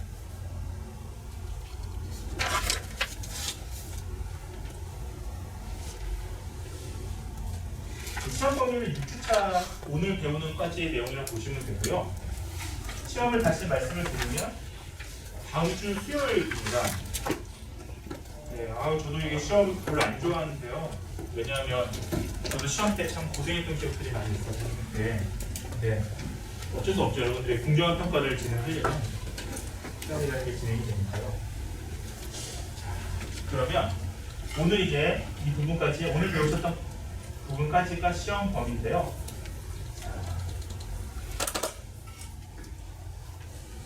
오늘 말씀드릴 이제 후반부 내용은 바로 인식, 퍼셉션이라고 하는 이 인식에 대해서 말씀을 드리려고 합니다. 그리고 인식이라는 게 뭐냐? 오늘 꼭 얻어가셔야 될 건 제일 처음에 그러면 앞서 말씀드린 건 하나의 인공지능이 이 여러분들 주변 세상하고 소통하기 위해서 어떤 형식으로 데이터를 수집하느냐에 좀 더 초점을 맞췄어요. 그래서 예를 들면 센서를 통해서 여러 가지 소리나 물리량, 조도, 이 빛의 어떤 밝기 이런 것들을 수집했었고요. 그 다음에 그거 외에도 자연어 처리량을 통해서 여러분들의 말을 수집하기도 하고요. 스피치 퍼셉션, 음성 인식을 통해서 여러분들의 목소리에 관련된 정보들도 수집하기도 하고, 컴퓨터 디자인을 통해서 우리가 이미지나 영상도 수집한다는 말씀을 드렸습니다. 물론 이제 뒤에서 좀 체험을 해보실 텐데, 자, 그러면 이미지에 대해서 오늘 지금부터 좀 말씀을 드릴게요. 앞서는 우리가 센서에 대해서 말씀을 드린 거고, 그러면 우리가 이미지에 대해서 어떻게 그러면 인공지능이 이미지를 인식하는지에 대한 간단한 원리를 말씀드리겠습니다. 왜냐하면 너무 복잡한 원리를 말씀드리면 아마 여러분들이 조금 어려워질 것 같아서 교양이니까 좀 간단한 말씀을 드리겠습니다. 자, 제가 두 가지 사례를 하나 말씀드릴게요. 그러면서 여러분들이 이 사례의 원리를 한번 생각해 보시고요. 먼저 여러분들 인공지능에 대해서 생각을 해보세요. 그 다음에 두 번째는 한계적인 원리도 한번 활용해 보도록 하겠습니다. 첫 번째 내용은 뭐냐면 딥러닝이라는 게 있습니다. 딥러닝이라는 거는 우리가 어떤 사물을 인식하는 여러 이미지나 영상을 인식하는 방법 중에서 요즘 가장 고도화된 그런 알고리즘을 얘기합니다. 딥러닝으로 실제로 지금 사용되고 있는 것 중에 하나는 농산물 자동 판별기예요. 자, 이건 뭐냐 하면 옛날에는요, 여러분들 혹시 집에서 농사 혹시 지어보신 분들 계세요? 좀 도와주시거나. 제 주변에 이제 그런 분이 계신데 그 친척 중에요. 굉장히 힘듭니다. 왜냐하면 수확을 다 한 이후에 그 다음에 중요한 일은 팔아야 되잖아요. 팔려면 그냥 냅다 파는 게 아니고요. 등급에 따라서 예를 들면 귤 같으면 귤이 1등급 귤도 있고 2등급 귤도 있고 상품 가치가 다 다르지 않습니까? 이것들도 분류해야 되고요. 그 다음에 어려운 일은 불량품이 있으면 안 되잖아요. 그래서 불량품도 분류를 합니다. 그래서 예를 들면 멍이 생겼거나 흠집이 있는 이런 귤들을 이제 분류를 해서 여러분들이 상품에 담아야 돼요. 이 과정이 굉장히 어려운 일인데, 이거를 만약에 카메라로 상품을 인식해서 뭔가 이렇게 분류해낼 수 있는 그런 인공지능이 있다면 굉장히 편리하겠죠. 그래서 상품성이 떨어지는 걸 자동적으로 골라내는 이런 사례가 있습니다. 두 번째 사례는 조금 끔찍한 사례인데요. 자, 실제로 좀 비슷한 일이 있었는데, 고속도로에서 지금 자율주행 자동차는 완전 자율주행은 아니에요. 5단계 중에 3단계 정도 되어 있는데, 자율주행 모드라는 걸 이용을 하면 이제 자동차가 스스로 이렇게 운전을 하긴 합니다. 근데 어느 날 반대편에서 좌회전하는 차가 생겼어요. 대형 트레일러. 끔찍하죠. 엄청 큰 트레일러가 왔어요. 근데 이걸 인지하지 못해서 좌회전을 이렇게 하는데 부딪힌 거예요. 원래는 멈춰야 되는데. 왜냐하면 옆면 아래 부분을 정면 충돌했는데, 왜냐하면 당시에 매우 날씨가 너무 화창한 거예요. 문제가 너무 화창해서 하필이면 트레일러가 하얀색이었는데 너무 화창하니까 이 하얀색을 차량으로 인식을 못한 거예요. 이 센서가, 이 컴퓨터 비전 센서가. 그래서 사고가 났습니다. 자, 그러면 우리가 이 두 가지 사례, 조금 서로가 좀 다른 내용이긴 한데, 자, 이걸 통해서 우리가 인공지능의 이미지와 인식의 원리의 한계를 한번 생각해 볼 수가 있습니다. 자, 과일 같은 경우는 한계가 뭐가 있냐면요. 자동차 얘기는 조금 나중에 하고요. 과일 같은 경우는 사실은 과일 한계가 있어요. 과일 같은 경우는 우리가 예를 들면 그 특정 과일은 현재는 가능합니다. 그러니까 과일별로 다 학습을 해서 분류할 수 있는 게 아니고요. 예를 들면 사과면 사과, 귤이면 귤, 특정 과일만 가능하죠. 그러니까 소위 우리가 예전에 배웠던 위크 AI에 좀 더 가까운, 네로 AI에 좀 더 가까운데요. 한 가지 일만 할 수가 있어요. 왜냐하면 학습되지 않은 과일을 우리가 인식할 수 없기 때문입니다. 자, 그거는 제가 뒤에 좀 말씀을 드리고요. 자, 컴퓨터 비전이 먼저 오늘 좀 말씀을 드리도록 하겠습니다. 자, 컴퓨터 비전은요, 정의를 좀 알아두시죠. 우리가 이 정의가 좀 중요한데,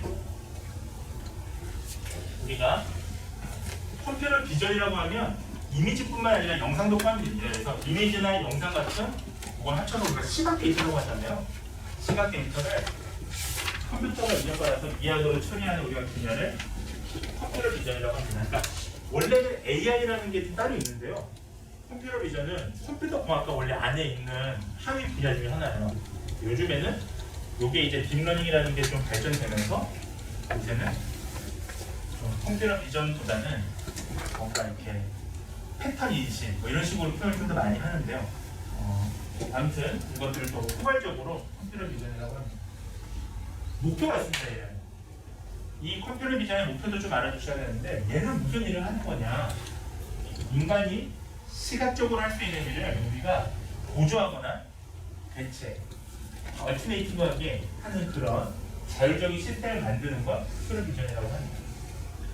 사실 우리 인간이 시각 피질이라는 게 굉장히 이게 시각 피질이 굉장히 우수해요. 실제로 인간의 시각 피질은요, 요 후두엽 쪽에 있거든요. 뒤통수 쪽에. 그래서 거기에 이제 1차 시각 피질이라는 녀석이 있는데, 여기 뉴런이 엄청 많습니다. 그래서 우리는 시각적으로 포인트만 보더라도 이 사물이 뭔지, 이 보기에서 중요한 피처를 탁 찾아낼 수 있어요. 사람이 우수한 거죠, 사실. 사람의 여러 감각 중에서 시각적인 감각이 나쁘지 않아요, 사실. 근데 컴퓨터 중에 이 AI 중에서도 AI가 여러 가지 일을 하잖아요. 시각, 청각적인 일들, 언어를 이해하기도 하고요. 그 중에서 컴퓨터가 좀 우수한 게 뭐가 있냐? 역시 마찬가지로 시각적인 부분이 컴퓨터가 우수합니다. AI가 우수합니다. 자, 그래서 사람만큼 일을 할 수가 있어요. 적어도. 요즘의 AI들은요, 이 시각적인 걸 탑재해낼 능력이 이제 사람보다 더 우수할 수도 있습니다. 적어도 사람 못지않게 지금 잘 분류를 해요. 그래서 애들은 뭘 하느냐, 글씨처럼 2차원의 흑백 패턴을 인식하고요. 그러니까 글씨라는 게 왜 여러분들 이렇게 공책에 써있는 그런 것들도 인식하기도 하고, 2차원 도형이나 사진, 3차원 공간, 이런 공간에서 물체를 인식하기도 합니다. 자, 근데요, 2차원의 흑백이나 도형이나 사진 분류는 조금 그나마 간단해요. 네. 예를 들면 2차원이라는 거는 여러분들 지금 요 평면상에서 이루어지는 것들을 얘기합니다. 이런 것들은 왜냐하면 세그먼트를 할 필요가 많이 없어요. 세그먼트는 뭐냐 하면 지금 이게 3차원이잖아요. 예를 들면 요 화면이 3차원의 화면인데, 그러니까 공간 자체는, 그러면 예를 들면 자동차가 이게 사람이고 옆에 있는 이 간판은 사람이 아니라는 거를 정확하게 인식을 해야, 예를 들면 차가 이렇게 가다가 사람이다라고 생각해서 멈추거나 방향을 틀 거 아니에요. 그러려면 사람하고 사람 옆에 있는 이 주변하고 세그먼트 분리를 해야 되는데, 이게 좀 어려운 기술입니다.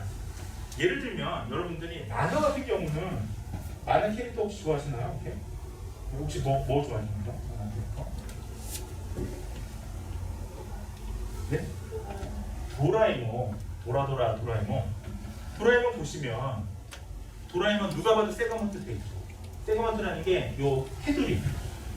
사실 우리가 뭐 사람 얼굴을 그림으로 그릴 때 우리는 이렇게 테두리를 그리잖아요. 예. 근데 실제 사람은 그렇지가 않아요. 우리 이 학생분은 누가 봐도 사람인데 이 지금 이런 형태가 선으로 되어 있는 게 아니라 이렇게 모발로 되어 있죠. 예를 들어 머리카락 같은 경우. 머리카락이 여러 개가 모여 있어서 하나의 형태를 이루는 거죠.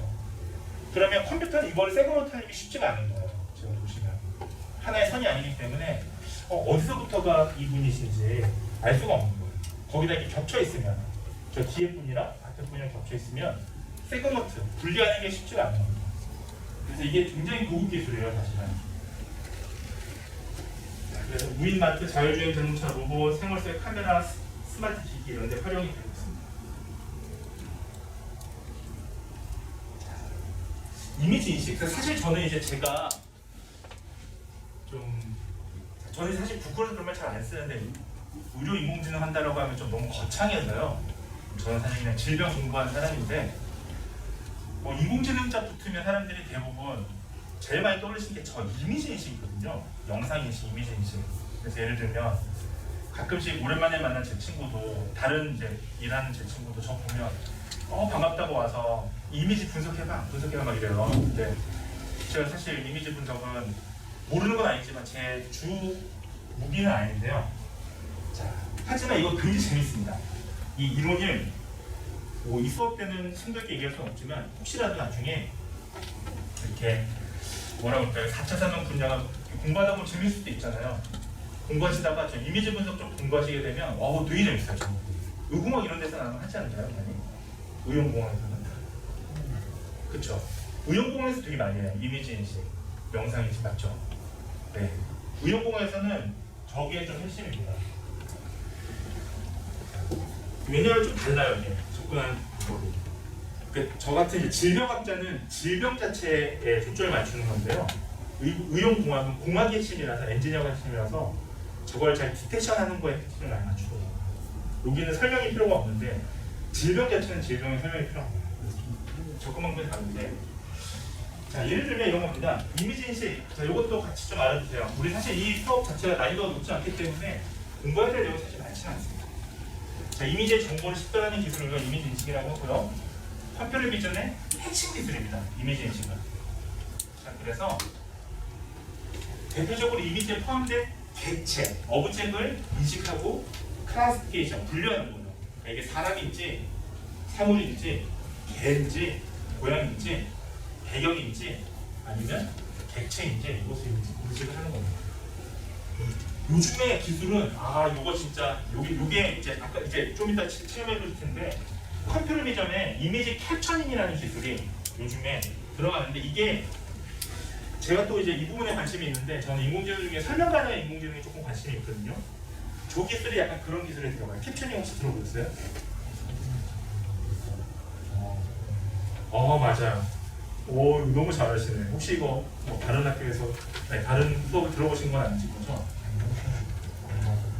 영상처럼 공부했어요. 그 전공 수업에서요, 아니면 캐스톤으로 어떻게 준비해요? 그냥 잠깐 수업 중에 물어봐도 돼요? 어떻게 준비해요? 궁금해서. 독학으로 저 캡처닝을 하고요. 그렇죠. 캡처닝 기술 어려운 기술이에요. 저거는 뭐냐면 컴퓨터 비전 기술에 설명 가능성을 넣은 거예요. 옛날에는 어떻게 했냐면 이런 식입니다. 이제 딥 뉴럴 네트워크 이제 컴퓨터 뉴럴 네트워크라는 이제 딥러닝 기술을 이용하는 건데 여기다가 플러스 랭귀지 제너레이팅 RNN 레컨즈 뉴럴 네트워크라고 하는 순환신경만 기술을 집어넣으면 이게 되는데 쉽지 않아요. 사실은. 자, 뭐냐면 이겁니다. 짠. 이게 대표적인 우리가 그 사례로 많이 드는 예시인데 여러분들 우리 인간은요 이 사진 딱 보면 한 번에 알죠. 어떤 사진 같습니까? 좀 우측에 좌측에 있는 사진.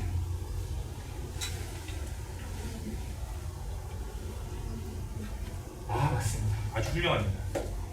자, 이 그림은 바다 위에 지금 남자가 서핑보드 들고 있죠.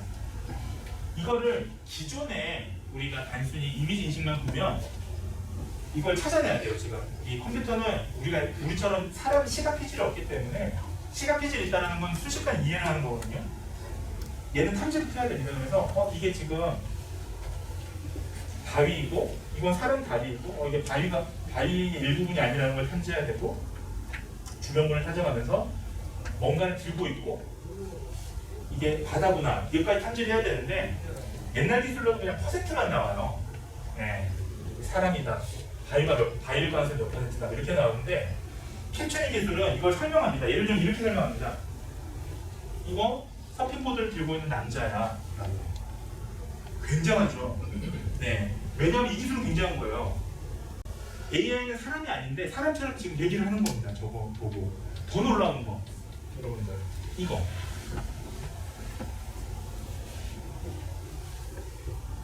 자, 이거 어떻습니까? 우리 좀 공학국 말고 약간 사회학 쪽에서 한번 물어봐야 돼. 예술을 하시는 분 안 계신가요? 자, 안 물어볼게요. 자꾸 물어보니까.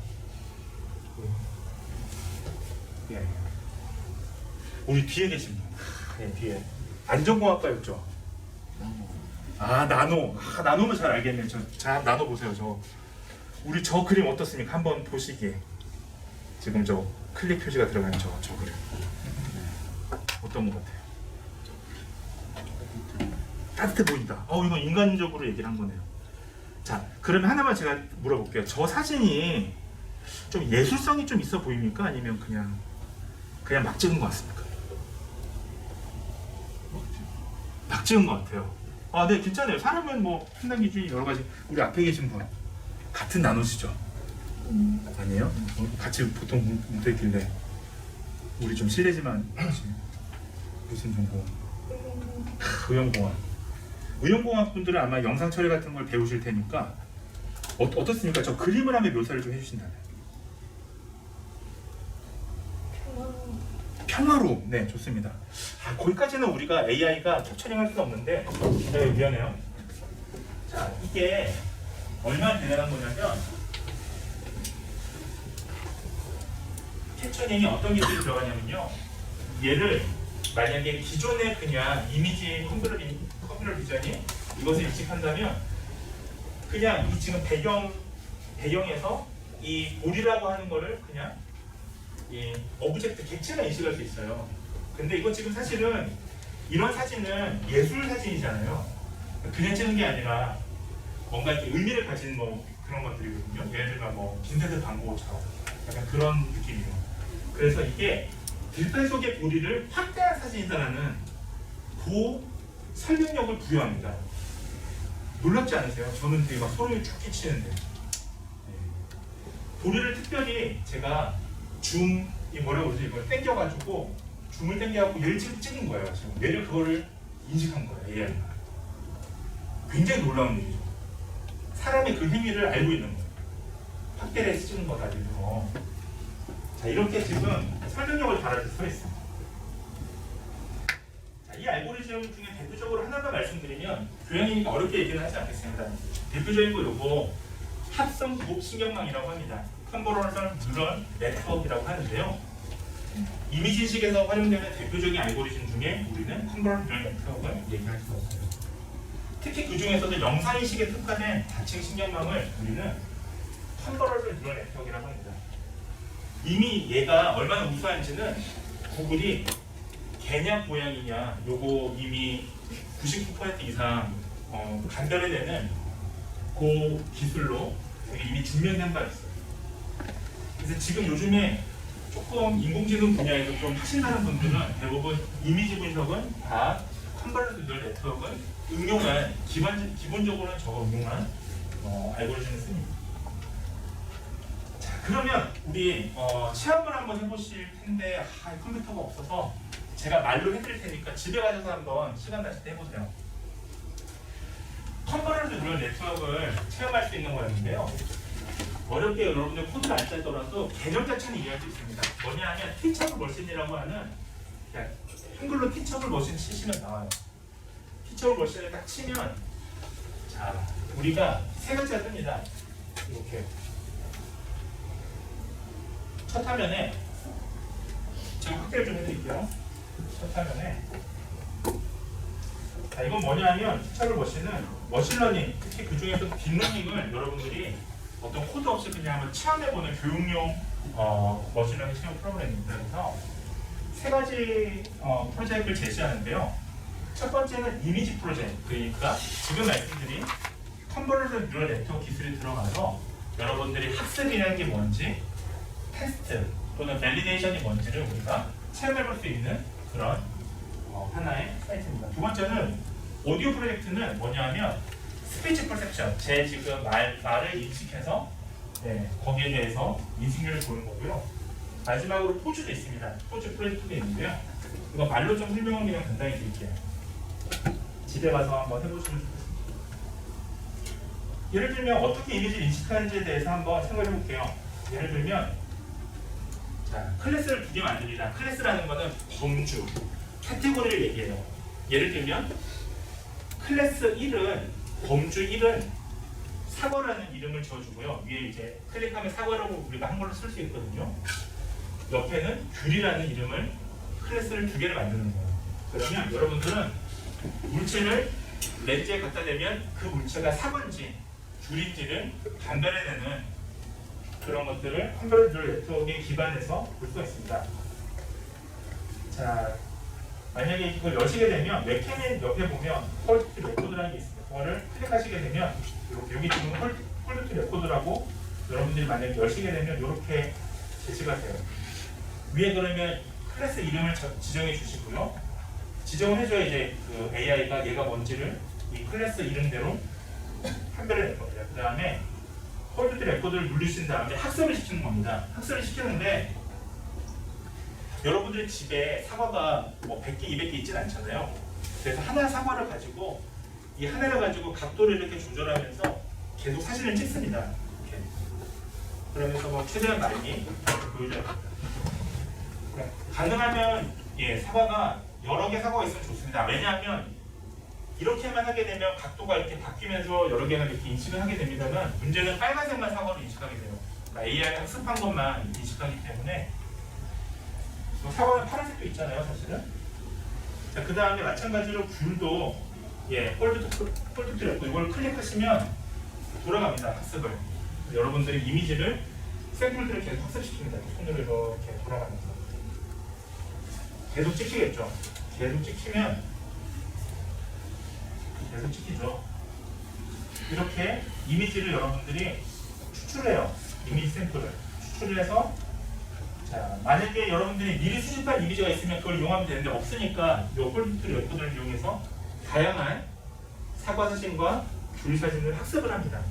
학습을 한 이후에 같이 보면 좋은데 지금 이 컴퓨터가 없으니까요. 그 다음에 요 화면이 뜨거든요. 다 누르면 학습 완료했습니다. 누르면 이게 떠요. 집에 가서 해보십시오. 그러면 여러분들이 요 객체와 요 객체, 지금 저는 사진이 45장, 49장밖에 안 찍었는데 더 많이 찍을 수도 있어요, 여러분들이. 그 다음에 트레이닝을 누르면 됩니다. 트레이닝 누르면 학습을 합니다, 얘가 이제. AI가. 아, 사과는 이렇게 생겼구나.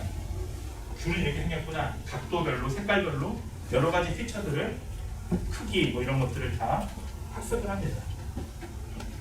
학습이 다 되면 시간이 좀 걸리는데요. 만약에 실제로 해보시면 여러분들이 사진을 너무 많이 찍으면 학습이 오래 걸려요. 예를 들면 300장 이렇게 찍으시면 시간이 오래 걸리는데 다 하고 나면 학습이 완료됐으면 모델 트레인드라고 표현이 되면 학습이 완료된 겁니다. 이걸 누르시면 이제 학습을 다 끝났으니까 실제 이제 여러분들이 다른 사고를 하나 갖고 오시는 거죠. 다른 귤을 갖고 왔을 때 얘가 얼만큼 몇 퍼센트로 사고를 인식하는지 몇 퍼센트로 귤로 인식하는지를 알 수가 있습니다. 그래서 그거 할 때는 마찬가지로 자, 여기 화면 오른쪽에 인풋이라고 있습니다. 인풋에서 웹캠을 클릭하면 이제 카메라가 작동하게 될 거예요. 여러분 집에 있는 컴퓨터 카메라가. 그럴 때 이제 여러분들이 갖고 있는 다른 귤이나 여러분들이 갖고 있는 다른 사과를 제시하면 지금 제 화면처럼 이렇게 실시간으로 얘가 몇 퍼센트 사과인지 몇 퍼센트 귤인지 나올 겁니다. 지금 이거는 얘가 학습이 잘 됐기 때문에 100%라고 귤이라고 인식을 하고 있고요. 얘는 예를 들면 99% 사과라고 인식을 하고 있어요. 자, 그렇게. 왜냐하면 이거 학습한 사과로 들이댔기 때문에 100%로 인식할 수밖에 없습니다. 집에 있는 사과를, 다른 사과를, 녹색 사과를 들이대면 조금 성능이 떨어지겠죠. 자, 그러면 만약에 제가 여기까지 체험을 했다고 가정해 보고요. 만약에 제가 귤하고 사과를 지금 분류하는 두 개의 클래스, 이때 저 클래스라는 걸 쓰거든요. 두 개의 클래스를 학습을 해서 지금 AI를 만들었는데 제가 엉뚱하게 머그컵을 한번 보여봤어요. 이렇게 머그컵을 보여봤더니 얘는 사과를 85%로 사과로 인식하고 15%는 귤로 인식을 했습니다. 왜냐하면 머그컵이 빨간색이었거든요. 자, 빨간색은 아니고 약간 갈색이었죠.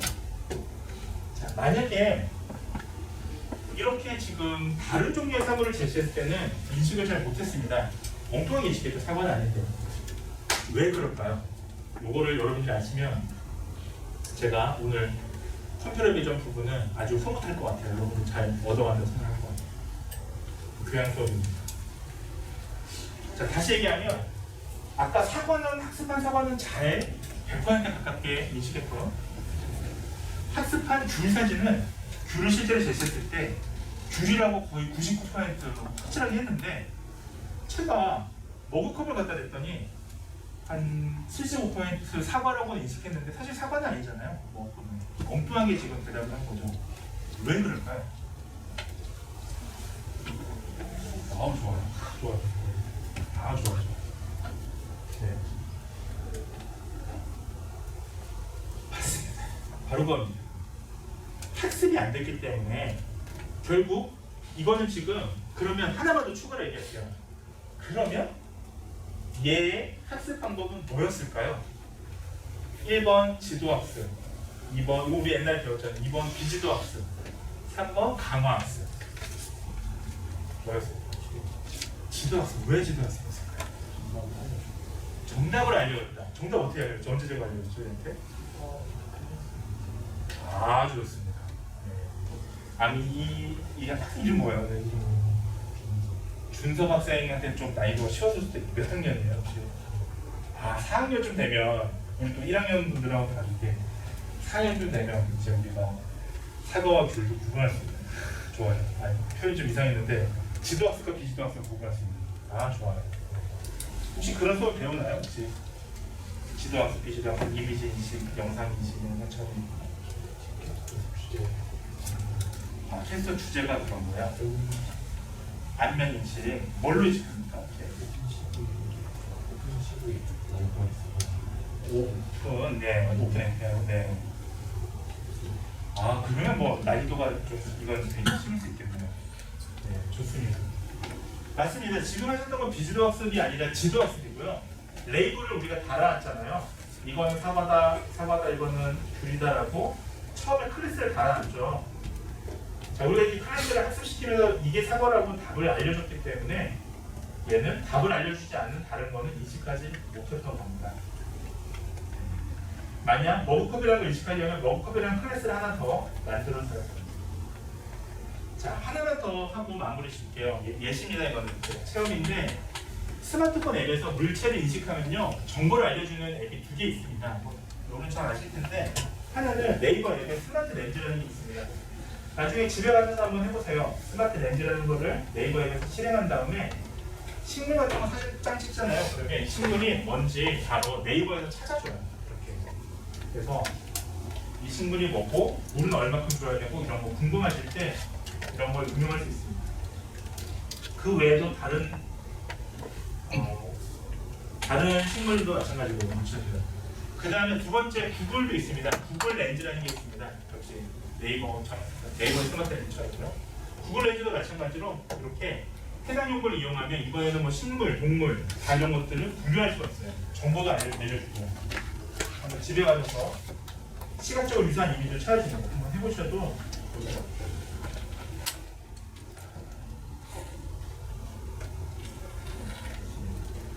그 다음에 오늘 말씀드릴 이제 마지막은 이미지 인식 중에서 여러분들 텐서 스페이스라는 게 있습니다.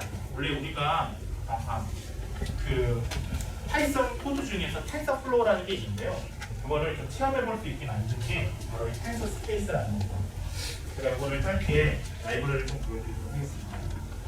그래서 텐서 스페이스라는 집에 가서도 이것도 해보셔도 되는데요.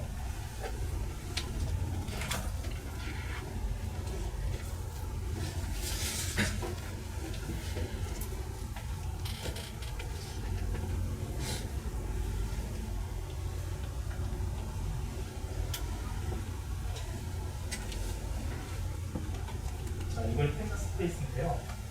자, 이렇게 우리가 어떤 프로젝트 모델 내에서 어떤 식으로 학습이 되는지를 3차원으로 시각화해서 추상적인 인식 과정을 시각적으로 보여줍니다. 이때 이제 사용되는 게 플레이그라운드라고 해서 텐서 스페이스 내 공간을 플레이그라운드라고 얘기를 합니다.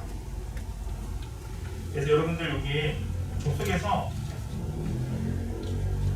플레이그라운드라는 거를 지금 그런 거를 접속했죠. 여기 접속한 다음에 플레이그라운드 가운데 있는 거를 눌러보시면 돼요. 그러면 밑에 이렇게 지금 미스트라는 이 예제가 있거든요. 우리가 이 숫자를 어떻게 우리가 인식할 수 있는지 창이 나타나고요. 여기서 여러분들이 카메라를 바꾸면서 얘를 어떻게 인식했는지 이런 것들을 볼 수가 있습니다. 이거는 얀 쿤이라는 분이 계세요. 이 르넷이라고 하는 CNN 개념이 이제 우리가 이 창을 통해서 체험을 해볼 수 있을 텐데 집에 가서 한번 해보시고요. 얀 쿤이라는 사람이 진짜 이 거의 사관 같은 분이세요. 원피스로 치면 거의 뭐 빨간 머리 샹크스 같은 분이신데 이 르넷이라는 모델을 우리가 저걸로 체험을 해볼 수가 있습니다. 이 텐서 스페이스라는 공간에서요. 신경망이 어떻게 동작하는지 우리가 관찰할 수가 있습니다. 자, 오늘 여기까지 말씀을 드리고요. 네. 자, 그러면 여기까지가 이 6주까지가 저희가 중간고사 시험 범위자를 시작하시면 되겠습니다. 아셨죠? 자, 혹시 질문 있으신가요? 네. 질문 없으시면 네, 여기서 마무리 지을게요. 자, 여기서 마무리 지고 원룸 지금 이 오기 전에 집에 잘 안전하게